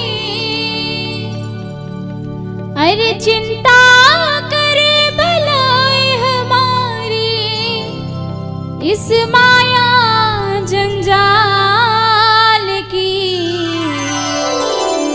और हमें क्या करना है? बलिहारी बलिहारी बोलो गिरधारी नंदलाल की। बलिहारी बलिहारी बोलो गिरधारी नंदलाल की। बलिहारी बलिहारी बोलो गिरधारी नंदलाल की। अरे चिंता कर बनाए हमारी हो,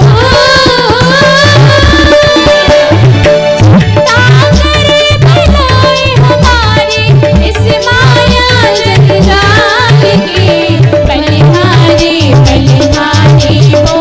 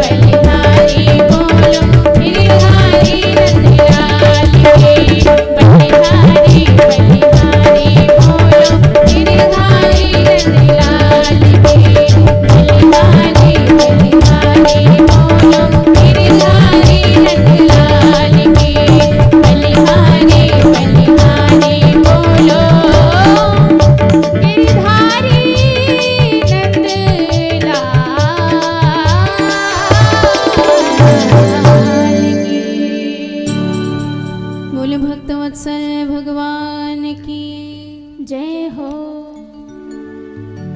इसके पश्चात कुछ नियम बताए हैं कि कथा व्यास का चयन हम कैसे करें, क्या क्या गुण होने चाहिए जो कथा आपको सुनाए। तो बताया, विरक्तो वैष्णवो विप्र वेद शास्त्र विशुद्धिकृत दृष्टांत कुशलो धीरा वक्ता कार्य निष्पृह। अर्थात जो कथा व्यास है वह विरक्त भाव वाला होना चाहिए, वैष्णव हो अर्थात किसी सद्गुरु के द्वारा दीक्षित हो, ब्राह्मण होना चाहिए, विप्र। वेद शास्त्र विशुद्धकृत वेद वेदांत का ज्ञाता होना चाहिए, आपको कथा का ही विषय दृष्टांत दे के समझाए, कथा से बाहर भटकना नहीं चाहिए। ऐसा वक्ता चयन करना चाहिए। और सुखरूप प्रबोधज्ञ वेद शास्त्र विशारद एतत् कथा प्रकाशेन मद ज्ञान विनाशय। व्यास में साक्षात भगवान का दर्शन करना चाहिए, क्योंकि कहने वाला कोई भी हो, बोलने वाला कोई भी हो, पर बुलवाने वाले तो ठाकुर जी ही होते हैं। उर प्रेरक रघुवंश विभूषण, जब तक गोविंद की कृपा ना हो तब तक एक शब्द भी कोई नहीं बोल सकता है। इसलिए हम बोल रहे हैं, हम सुन रहे हैं, यह अहंकार कभी मत रखें जीवन में। हम यदि बोल रहे हैं तो वो प्रभु की कृपा है, हम यदि सुन रहे हैं तो वो ठाकुर जी की कृपा है। ऐसी कृपा सदा बरसती रहे, ऐसा भाव रखना चाहिए जीवन में। प्रथम स्कंद में प्रवेश करते हैं, जिसके प्रारंभ के 3 श्लोकों में सुखदेव जी ने बताया है कि हमारे जीवन में क्या ध्येय होना चाहिए और क्या गेय होना चाहिए, क्या पेय होना चाहिए। ये 3 बातें संपूर्ण श्रीमद् भागवत का सार है। आप बड़े ध्यान से सुनिएगा। तो अपने जीवन में किसका ध्यान लगाएं? इस बात पर सूत जी कहते हैं कि ध्यान उसका करिए जो कण कण में व्याप्त हो, परम सत्य हो। नाम किसी का नहीं लिए हैं। इस मंगलाचरण में किसी भी देवता विशेष का नाम नहीं लिया सूत जी महाराज ने। हम कोई भी ग्रंथ शुरू करते हैं तो मंगलाचरण में किसी न किसी देवता का नाम लेते हैं। किसी में काली मैया की, किसी में शक्ति की, किसी में गणेश भगवान की, किसी में हनुमंत लाल जी की, किसी में राम जी की, किसी में कन्हैया की, किसी में महादेव की। पर श्रीमद् भागवत ऐसा पुराण है किसमें किसी देवता विशेष का नाम नहीं लिया है। अब रसिकों की अपनी अपनी मर्जी, अपना अपना रस, आपको जो पसंद आए आप उसी को समझ लीजिए। यही भाव है हमारे सूत जी का। तो किसका ध्यान करें, बड़े भाव से बताते हैं। जन्माद्यस्य यतोऽन्वयादितरता चार्थेष्वभिज्ञ स्वराट तेने ब्रह्म हृदय आदिकवये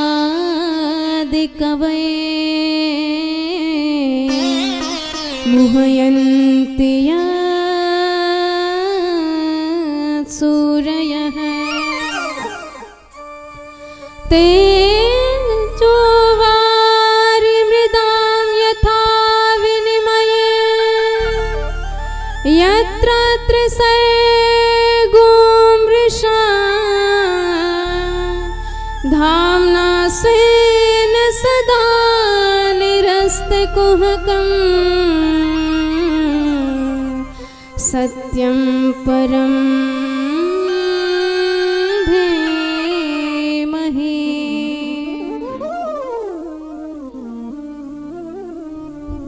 तो इस श्लोक में सत्यम परम धीमहि बताया गया है। अर्थात जो परम सत्य है उसी का ध्यान करना चाहिए। अब सत्य तो सारे देवता होते हैं, राम नाम भी सत्य है, गोविंद भी सत्य है, महादेव भी सत्य हैं, दुर्गा मैया भी सत्य हैं, हनुमान जी भी सत्य हैं। सूत जी जानते थे कि किसी एक का नाम लिया तो जो दूसरे को ज़्यादा प्रेम करने वाले हैं उन्हें इस ग्रंथ में रस नहीं आएगा, इसलिए नाम ही नहीं लिया। आपको जो पसंद है आप उन्हीं को परम सत्य मान करके उनकी उपासना कीजिए और सत्य का आचरण करिए। सत्य से बड़ी भगवान की सेवा और कोई नहीं है। पर हमारी आदत है, सुनना तो सभी सत्य पसंद करते हैं, झूठ बर्दाश्त नहीं होता है, पर स्वयं बिना झूठ बोले नहीं रह पाते हैं। 50 बार दिन में झूठ बोलते हैं, कोई गणना नहीं, कोई गिनती नहीं। एक बार भी गलती से सत्य बोल दिया तो उसका पकड़ पकड़ के प्रचार किया जाता है। इसलिए सत्य का आचरण ही सबसे बड़ा धर्म है, परम धर्म बताया गया है।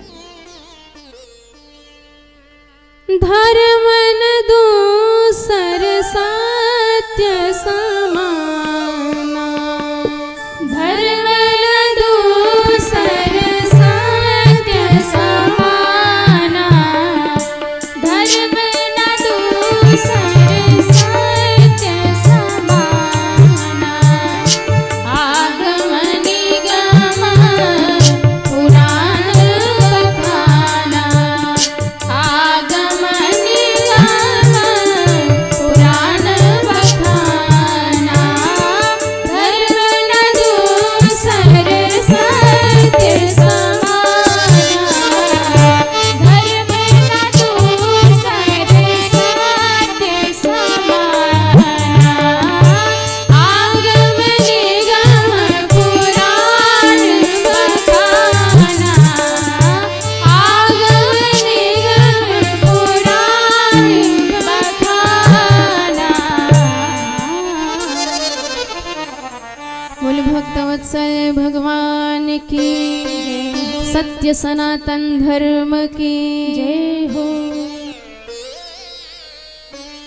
अब चूंकि ये भागवत है और भागवत का प्रमुख देव कन्हैया को माना गया है, इसलिए इस श्लोक की व्याख्या भी कृष्ण परक अर्थ में ही की गई है। श्लोक क्या है? जन्माद्यस्य यतः, अर्थात आद्यस्य विकार रहितस्यापि यतो यत्र वसुदेव गृहे जन्मः, जिसका कभी जन्म नहीं होता है, जो अजन्मा है। पर वही भगवान अपने भक्तों पर कृपा करने के लिए अवतार लेते हैं। कहाँ अवतार लेते हैं? वसुदेव देवकी के घर जेल खाने में प्रकट होते हैं और इतने कमाल करते हैं हमारे कन्हैया, इतने कुशल हैं। जन्म लिया जेल खाने में और पहुंच गए डायरेक्ट गोकुल में। अनुपश्चात अयात अगच्छत, और गोकुल में जाके क्या करते हैं?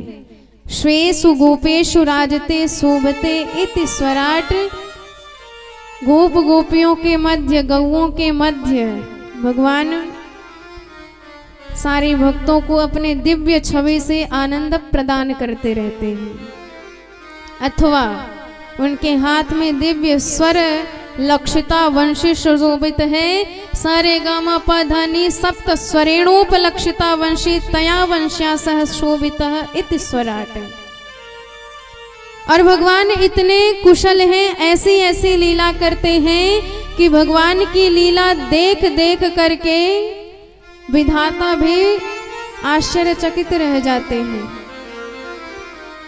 आदि कवये ब्रह्मणे ब्रह्मांडम विस्मापयितुम तनु विस्तारिणे। भगवान ने भोजन लीला करी, ऊपर से ब्रह्मा जी ने देखा तो उनकी बुद्धि में ये भाव आया कि ये तो भगवान हो ही नहीं सकता है। अरे भाई, भोजन का नियम है, पवित्रता से बैठो, आसन पे बैठो, शांत रह के तब भोजन किया जाता है। पर यहाँ तो आसन का काम ही नहीं, ना हाथ धोया ना पैर धोया, आके सीधे गप से बैठ गए, जूठा मीठा छीन करके सबका खा रही है। भगवान हो ही नहीं सकते, हम इनकी परीक्षा लेंगे। परीक्षा लिए ब्रह्मा जी सारे ग्वाल बाल चुरा के ले गए। तो भगवान ने क्या किया, भगवान ने ब्रह्मा जी को उन्हीं की भाषा में समझा दिया कि ब्रह्मा जी आपको घमंड है, अहंकार है कि हम सृष्टि करते हैं। अरे आप तो शरीर की रचना करते हो, प्राण तो हम प्रदान करते हैं। अब आप देखो कि जब हम सृष्टि करते हैं तो किस प्रकार करते हैं, अपने ही शरीर का विस्तार करके भगवान ने वही गोप बालक प्रकट कर दिए, वही बछड़े प्रकट कर दिए। उनके लाठी डंडा भी बन गए, आभूषण भी बन गए, इतनी सूक्ष्म कि कोई अंगूठा लगाए तो फिंगरप्रिंट भी वही आए। ये भगवान की लीला है। और जब भगवान प्रेम मुग्ध होके वंशी नाद करते हैं, स्वर लहरी छेड़ते हैं, अंगुलियों से निनादित करते हैं वंशी छिद्र को,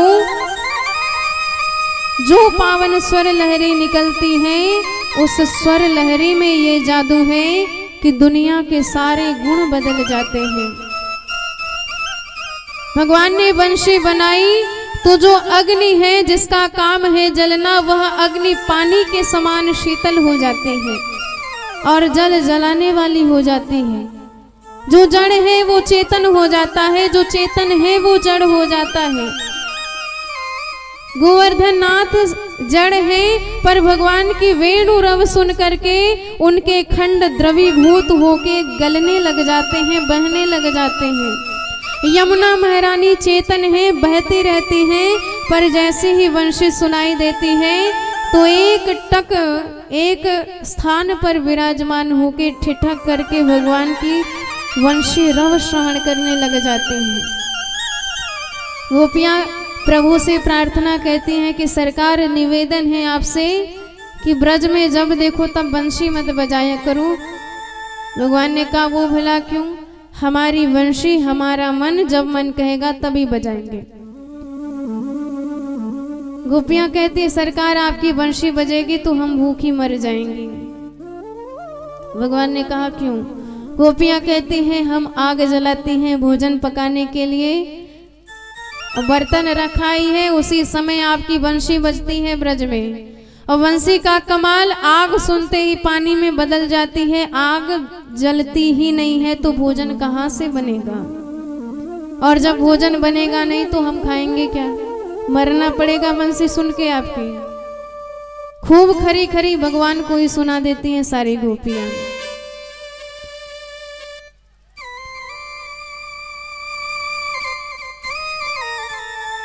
माँ कुरु मुरली रवम मधुरम नीर समेताम रसताम कृशानु तप्येत कृषतरताम।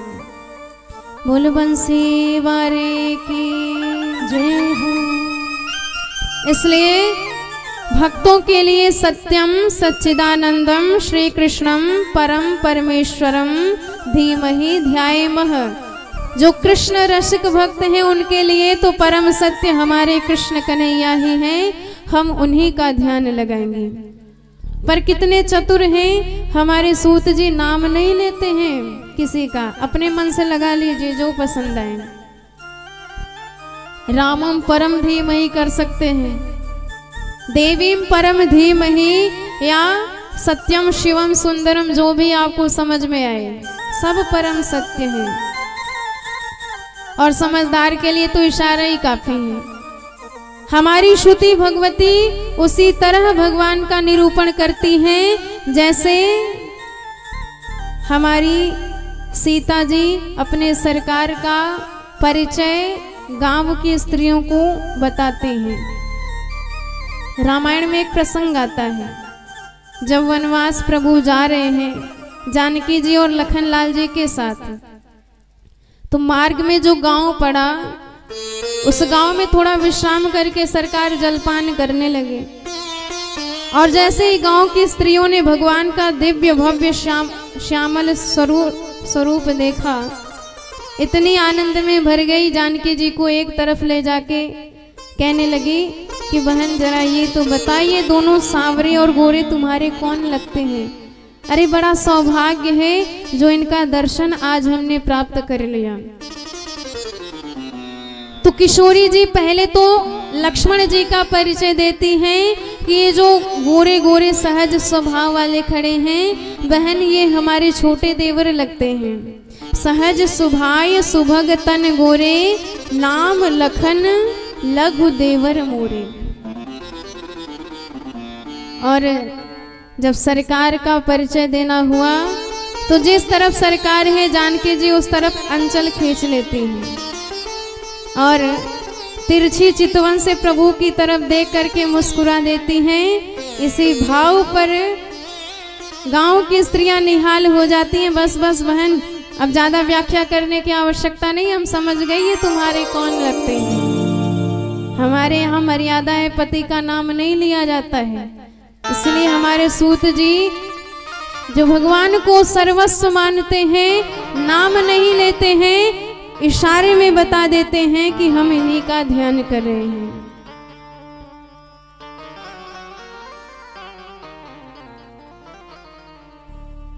बहोरी बधन विधु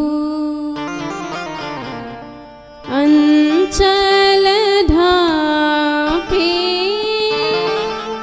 पियतन चिताया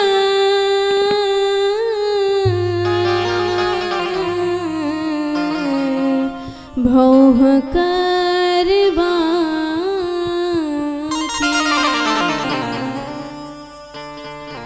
बोल भक्तवत्सल भगवान की जय हो।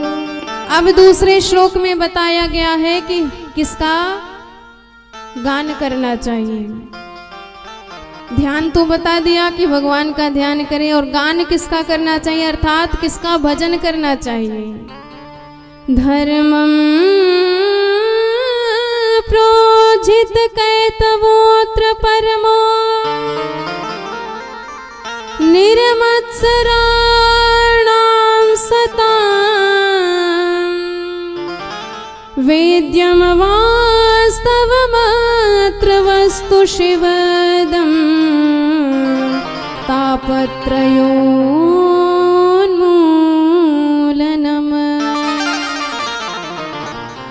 श्रीमद्भागवते महामुनिकृते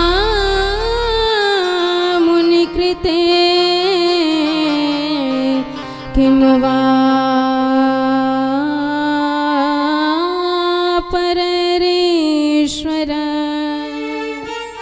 सद्योरिद्यवरुध्यते त्रिकृतिभिः शुश्रूषुभिस्तक्षणात्।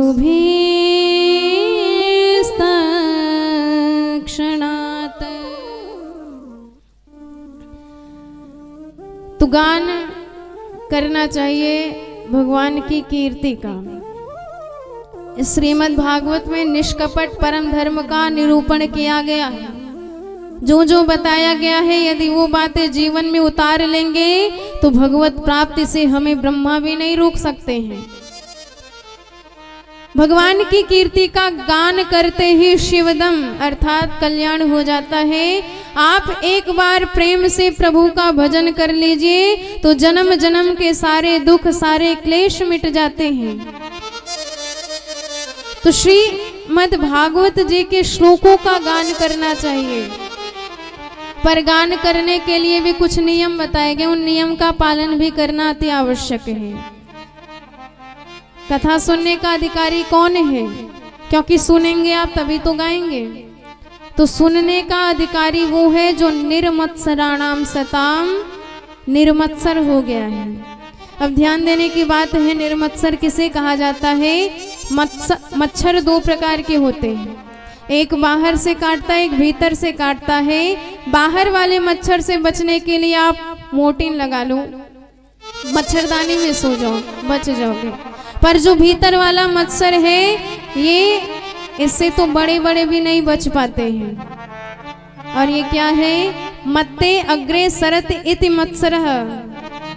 जहां आपने किसी का वैभव देखा, गुण देखा, प्रतिष्ठा देखी, यश देखा, धन देखा, तो आपको भीतर वाला मच्छर काटने लग जाता है कि मुझसे आगे निकल गया है। और ऐसे ईर्ष्यालु व्यक्ति कभी भी भगवान की कथा के अधिकारी नहीं बन सकते, क्योंकि हृदय शुद्ध होना चाहिए, पात्रता होनी चाहिए। बरसात हो रही है, आप बड़ा पात्र रखोगे तो ज्यादा पानी आएगा, छोटा पात्र रखोगे तो कम पानी आएगा। बरसात ने पक्षपात नहीं किया है, ये आपके पात्रता की बात है। कथा तो बरस रही है, पर किसी का कल्याण हो जाता है, किसी का नहीं होता है, क्योंकि उसने पात्रता बनाई है, अपनी कथा सुन के अपना उद्धार किया है। गाय का दूध अमृत जैसा है, पर उसे खट्टे बर्तन में रख दो, गंदे बर्तन में रख दो, अमृत जैसा दूध भी बर्बाद हो जाएगा। तो निर्मत्सर बनिए, अर्थात दूसरों का वैभव देख के प्रसन्न होना सीखिए, कि जैसी ठाकुर जी की कृपा इस पे बरसी है, वैसी कृपा सब पे बरसती रहे। पर कई लोग अपना भला चाहते हैं, दूसरों का चाहे जितना काम बिगड़ जाए। और कई लोगों को की तो यही भावना रहती है, भले ही हमारा नुकसान हो, पर सामने वाले का और ज्यादा नुकसान करना ही करना है। जैसे एक बार एक व्यक्ति था, किसी ने बताया शिव जी जल्दी प्रसन्न होते हैं, तो शिव जी को प्रसन्न करने के लिए तपस्या किया। भोलेनाथ प्रसन्न हुए, आशीर्वाद मांगने लगा कि ऐसा आशीर्वाद दो कि मैं जो चाहूं सो प्रकट हो जाए। भोलेनाथ जानते थे कि ये बड़ा ईर्ष्यालु है, सो भगवान ने कहा ठीक है तथास्तु, एक शंख दिया, जब बजाओगे और जो मांगोगे सो मिल जाएगा। लेकिन एक बात याद रखना, जितना तुम्हें मिलेगा उसका 2 गुना तुम्हारे पड़ोसियों को मिलेगा। उन्हें पता था कि ये दूसरों का फायदा कभी नहीं चाहेगा, हम भले ही बर्बाद हो जाएं, पर इनका नुकसान अवश्य होना चाहिए। शंख लेके आया, पत्नी को थमा दिया, किसी मतलब का नहीं, रख दूं। इतना मेहनत हमने किया और फायदा दूसरे को हो जाए। एक दिन बाजार गया, भयंकर बरसात हुई, घर की छत टपक रही थी। पत्नी ने कहा आज तो शंख बजा के मांगूंगी ही, और शंख बजाया। हे भोलेनाथ के शंख, यदि आप सत्य हैं तो तुरंत मेरा 2 मंजिले का मकान तैयार हो जाए। और इधर बजाने की देर नहीं कि 2 मंजिला मकान बनके तैयार, पर पड़ोसियों के 4-4 मंजिले के मकान। और जब वह व्यक्ति बाजार से आया, 4-4 मंजिलों के मकान के बीच में अपना 2 मंजिला मकान देखा, समझ गया पत्नी ने कुछ गड़बड़ किया है। पत्नी के पास गया, डांट के बोला तुझे मांगना नहीं आता, मैं बताता हूं कैसे मांगा जाता है। शंख फिर से बजाया और प्रभु से आशीर्वाद मांगा कि हे भोलेनाथ के शंख, यदि आप सत्य हैं तो मेरी एक आंख फूट जाए। और इसकी एक आंख फूटी, पर पड़ोसियों की दोनों आंख फूट गई। फिर भी मन नहीं भरा, फिर शंख बजाया और कहा कि मेरे घर के आगे कुआं खुद जाए, और पड़ोसियों के तो आगे पीछे दोनों खुद गए। तो कई लोग ऐसे होते हैं, हम भले बर्बाद हो जाएं, हम भले कानी हो जाएं, लेकिन दूसरे को अंधा करके ही छोड़ेंगे।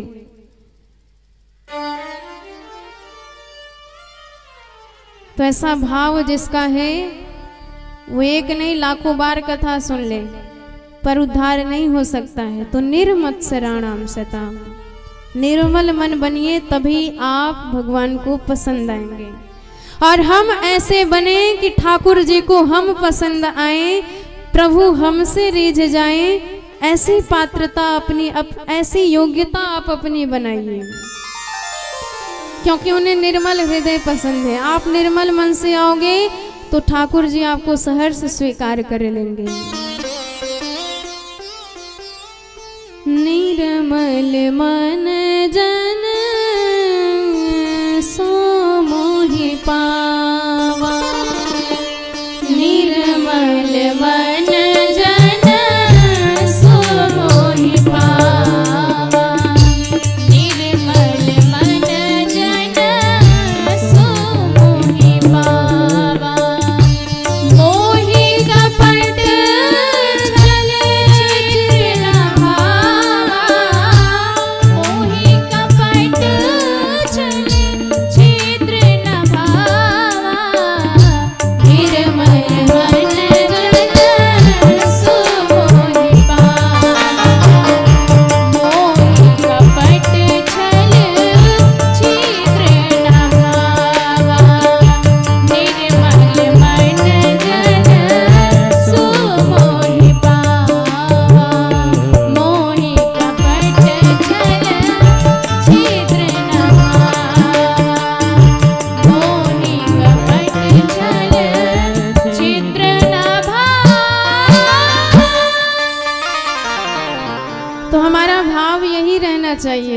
राम जी केवल मुझ में ही नहीं है, राम जी तो पूरे ब्रह्मांड में भरे हैं।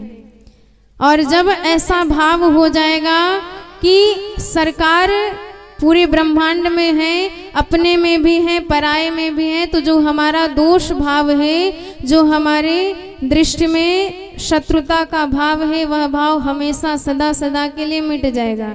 इसलिए ऐसा प्रेम होना चाहिए कि सब में भगवान ही बैठे हैं, और ऐसा भाव रहेगा तो फिर निज प्रभुमय देखहि सबहि तो कहि सन करहि विरोध। जब सब में भगवान ही दिखाई देंगे तो विरोध किससे होगा? जब सब में अपना प्रियतम ही दिखाई देगा तो फिर द्वेष किससे रह जाएगा, क्रोध किससे रह जाएगा? सबसे प्रेम ही प्रेम हो जाएगा। इसलिए सबसे बड़ा सूत्र है कि आप शत्रु में भी भगवान का दर्शन करें, तुच्छ से तुच्छ जीव में भी भगवान का दर्शन करें, श्रेष्ठ में भी भगवान का दर्शन करें। इससे बड़ा और कोई उपाय नहीं है हमारे कल्याण का, इससे बड़ी और कोई पात्रता नहीं हो सकती है। मेरे मन में राम, तन में राम, रोम रोम में राम रे, राम सुमिर ले ध्यान लगा ले, छोड़ जगत के काम रे। बोलो राम राम राम सीता राम राम राम, बोलो राम राम राम सीता राम राम राम, बोलो राम राम राम सीता राम राम राम। मेरे मन में राम, तन में राम, रोम रोम में राम रे, मन में राम, तन में राम, रोम रोम में राम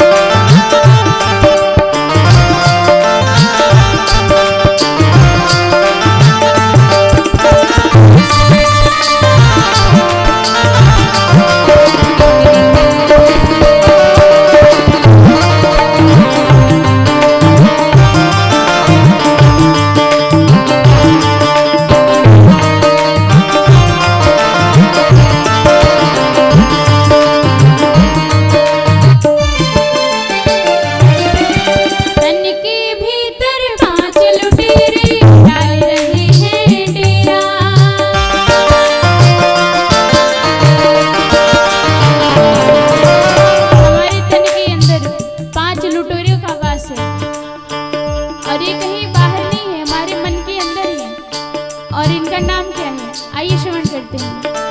तन के भीतर 5 लुटेरे डाल रहे हैं डेरा, तन के भीतर 5 लुटेरे डाल रहे हैं डेरा। काम क्रोध मत लोभ मोह ने तुझको कैसा घेरा, काम क्रोध मत लोभ मोह ने तुझको कैसा घेरा। भूल गया तो राम रटे, भूल गया तो राम रटे, भूल गया तो राम रटे, भूला भूला काम रे बोलो राम राम राम बोलो राम राम राम बोलो राम राम राम सीता राम राम राम बोलो राम राम राम सीता राम राम राम।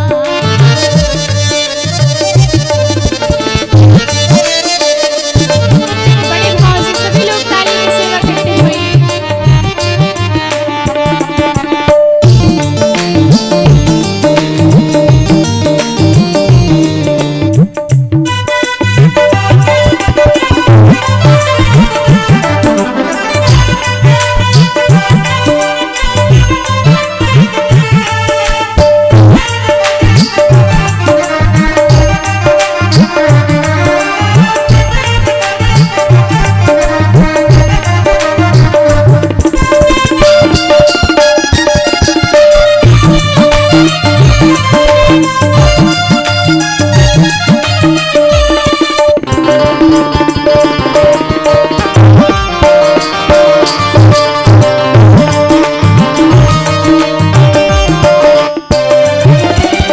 बचपन बीता खेल खेल में अपनी जवानी सोया,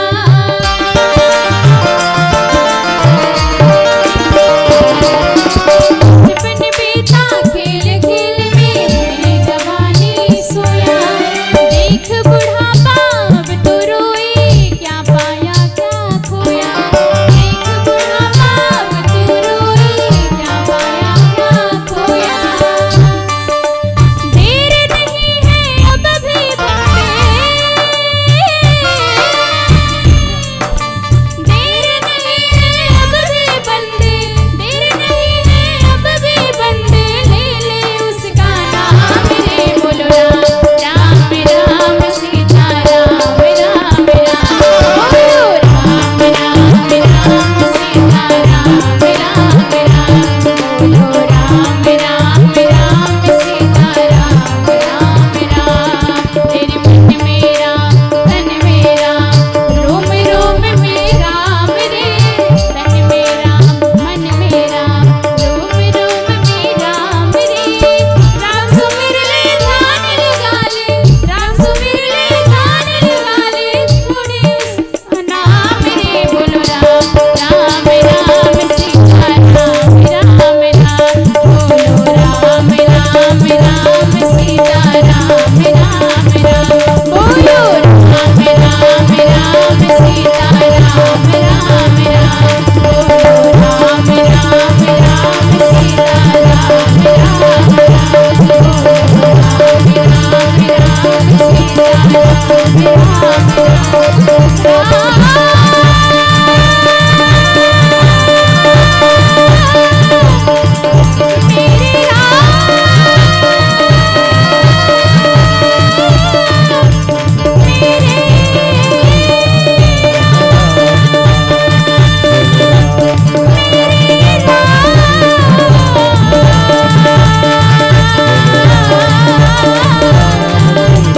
मेरे राम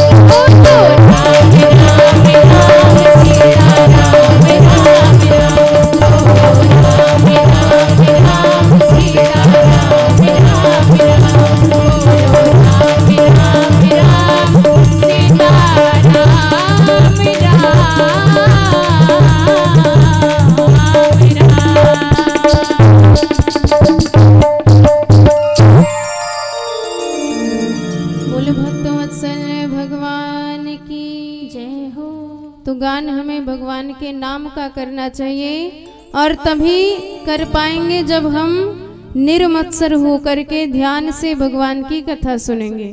और तीसरे श्लोक में बताया कि क्या पीना चाहिए, क्या पान करना चाहिए।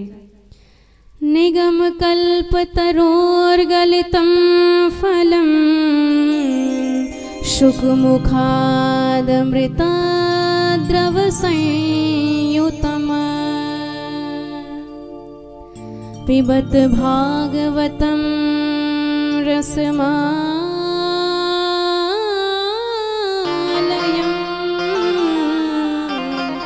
मुहुर्हो रसिका भूवि भावुका।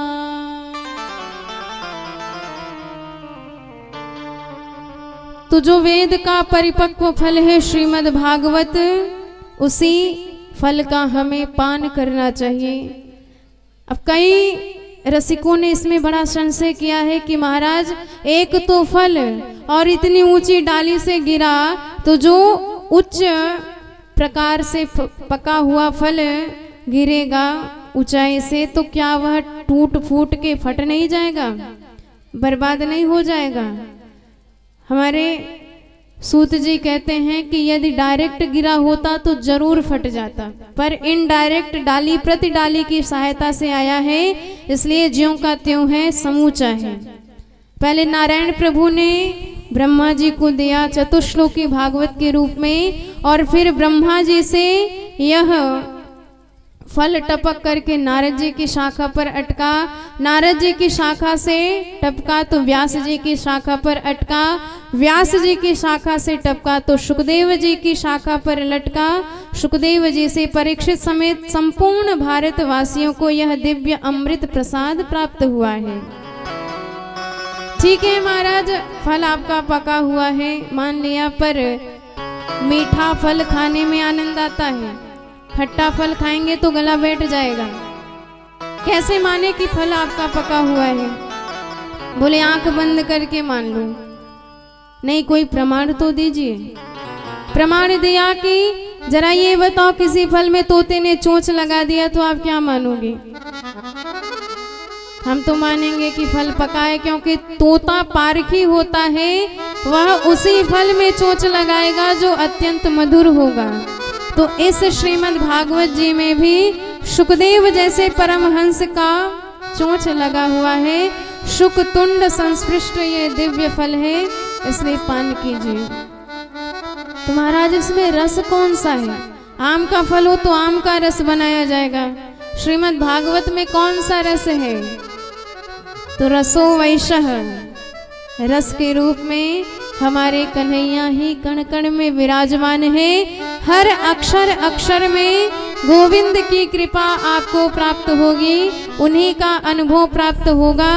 एक एक श्लोक में भगवान की दिव्य महती कृपा आपको समझ में आएगी।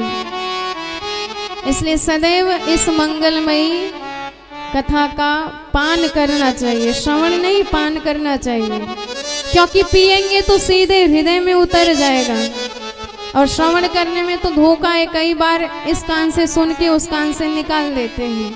इसलिए तब तक पीते रहिए जब तक आप इस रस में सराबोर ना हो जाएं, क्योंकि यह अमृत रस, यह कथा अमृत मात्र धरती पर मिलेगा, बाकी स्वर्ग में भी, वैकुंठ में भी, ब्रह्मलोक में भी यह अमृत नहीं मिल सकता है। स्वर्गे सत्ये च कैलासे वैकुंठे नास्त्ययं रसम् अतः पिबन्तु सद्भाग्या मामुञ्चत कर्हिचित्। अरे इसी रस को प्राप्त करने के लिए, पान करने के लिए हमारे हनुमान जी महाराज इस धरती को छोड़ के ही नहीं गए। सारे अयोध्यावासी भगवान के साथ साकेत धाम जा रहे हैं। हनुमान जी को भी राम जी ने कहा कि आप भी तैयार हो जाइए। हनुमान जी ने हाथ जोड़ के कहा पहले ये बताओ वहां आपकी कथा मिलेगी कि नहीं? क्योंकि रामचरित सुनबे को रसिया, हनुमान जी रामचरित्र सुनने के रसिक हैं, ढूंढते रहते हैं कथा कहाँ मिलेगी। राम जी ने कहा कि जब हम उस धाम में समक्ष तुम्हारे होंगे तो हमारे अतिरिक्त और क्या चाहिए। हनुमान जी ने कहा सरकार मुझे आपके कथा से प्रेम है, उस कथा के आगे आपसे भी उतना प्रेम नहीं है। आपकी कथा है तो आप हैं मेरे हृदय में। अरे मेरे हृदय में ही आपका निवास है तो मैं आपका दर्शन क्यों प्राप्त करने के लिए साकेत धाम जाऊं। जब मेरा मन कहेगा तब मैं अपने हृदय में ही झांक करके आपका दर्शन कर लेता हूँ, जानकी जी का दर्शन कर लेता हूँ। राम लखन सीता सहित हृदय बसों सुरभूप, वो तो मेरे हृदय में ही है। हनुमान जी ने छाती चीर करके दिखा दिया, कोई संशय नहीं है। पर इस धरती पर हम तब तक वास करेंगे जब तक आपकी कथा बढ़ती रहेगी, और जहाँ जहाँ कथा होती हमारे हनुमान जी प्रथम श्रोता के रूप में सबसे पहले नंबर पे विराजमान रहते हैं। तो हनुमान जी की तरह आप श्रोता बनिए। एक नहीं अनंत जन्मों से कथा सुनते चले आ रहे हैं, अनंत वर्षों से कथा सुनते चले आ रहे हैं, पर जब जब कथा होती उन्हें ऐसा लगता है मानो हमने कभी सुना ही नहीं है। इस भाव से सुनना चाहिए, तभी कथा उद्धार कर सकते हैं। बोल हनुमंत लाल की जय हो। यावत तव कथा लोके विचरिष्यते पावनी,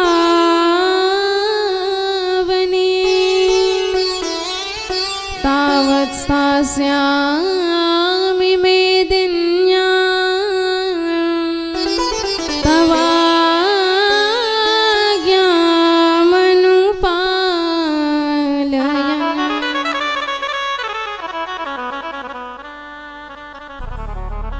तो अब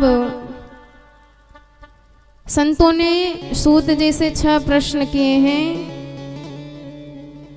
इन्हीं 6 प्रश्नों के विस्तार में उत्तर के रूप में संपूर्ण श्रीमद् भागवत जी का सूत जी ने दर्शन कराया है।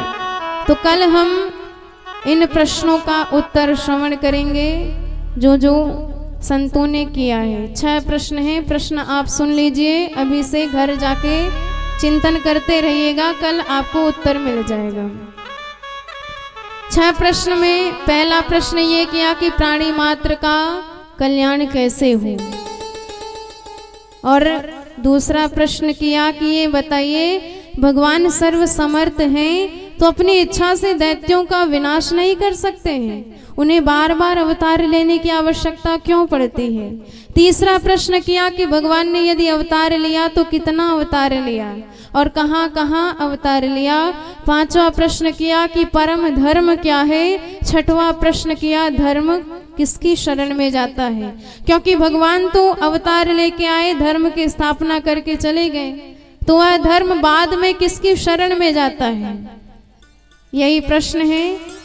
और इन प्रश्नों के उत्तर कल सूत जी महाराज शौनकादि ऋषियों को श्रवण कराएंगे। आइए बड़े भाव से, नवरात्रि का दिन है तो अपने मन को महामाया आदि शक्ति जगदम्बा के पावन चरणारविंदों में लेके चले। तत्पश्चात आरती व प्रसाद। बोल भद्रकाली मैया की जय हो।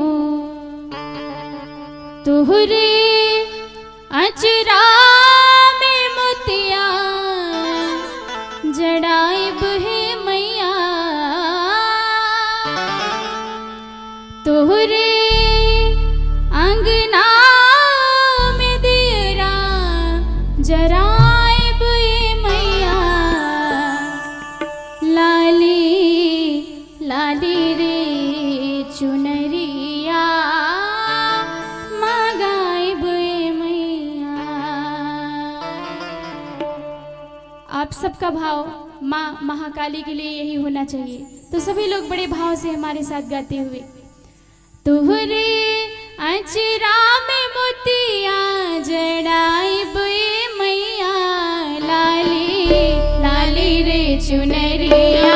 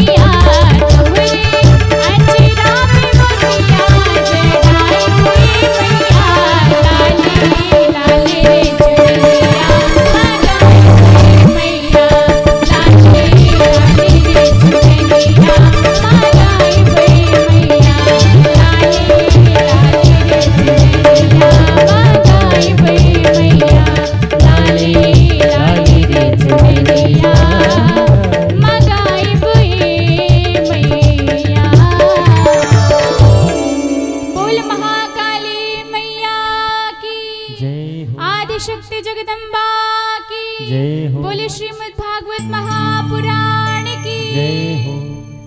आप सभी भक्तजन अपने अपने स्थान पर खड़े हो जाएं।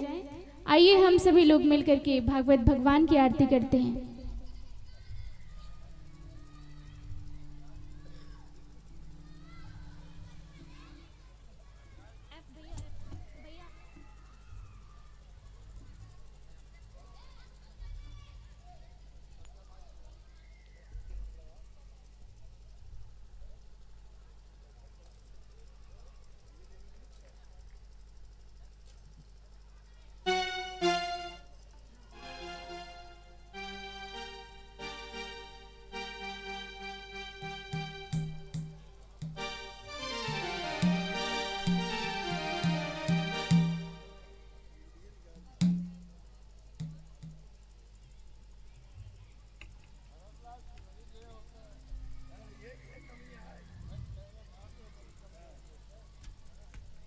जिनको भी आरती करनी है वो सभी लोग थोड़ा थोड़ा आगे आ जाएं और बारी बारी से सभी लोग आरती करेंगे, कोई अव्यवस्था नहीं होगी।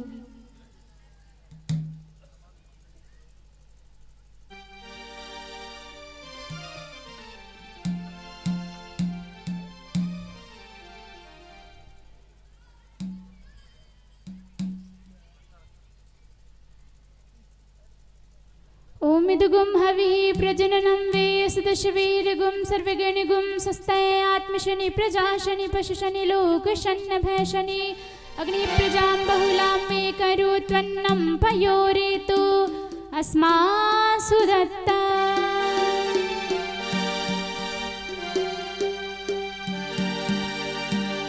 मन में बसा कर तेरी मूर्ति उतारो मैं गिरधर तेरी आरती। मन में बसा कर तेरी मूर्ति उतारो मैं गिरधर तेरी आरती। मन में बसा कर तेरी मूर्ति उतारो मैं गिरधर तेरी आरती। तेरी आरती श्याम तेरी आरती उतारो मैं गिरधर तेरी आरती। मन में बसा कर तेरी मूर्ति उतारो मैं गिरधर तेरी आरती।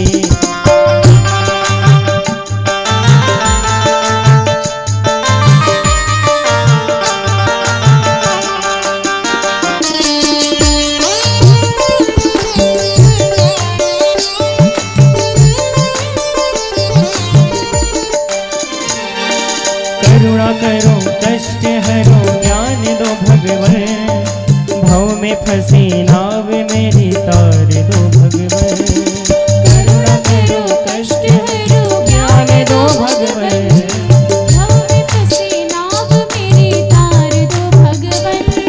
करुणा करो कष्ट हरो ज्ञान दो भगवन।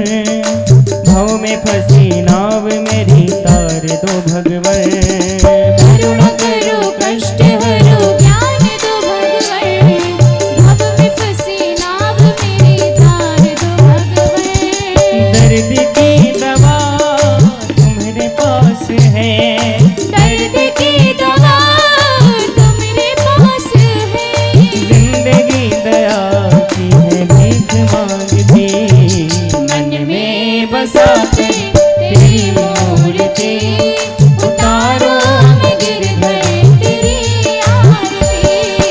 मन में बसा कर तेरी मूर्ति उतारो मैं गिरधर तेरी आरती।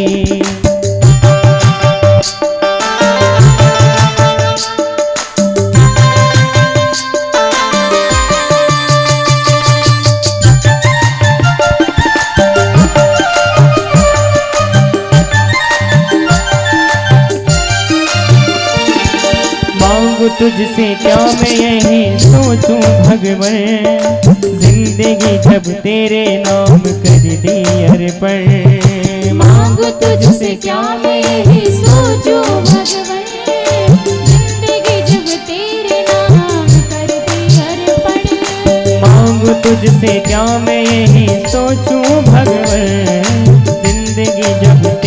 नाम कर दे अर्पण। मांगू तुझसे क्या मैं यही सोचूं भगवन, जिंदगी जब तेरे नाम कर दी अर्पण। सब कुछ तेरा कुछ नहीं मेरा, सब कुछ तेरा कुछ नहीं मेरा। चिंता है प्रभु तुमको संसार की, मन में बसा तेरी मूर्ति उतारो मैं गिरधर तेरी आरती। मन में बसा कर तेरी मूर्ति उतारो मैं गिरधर तेरी आरती।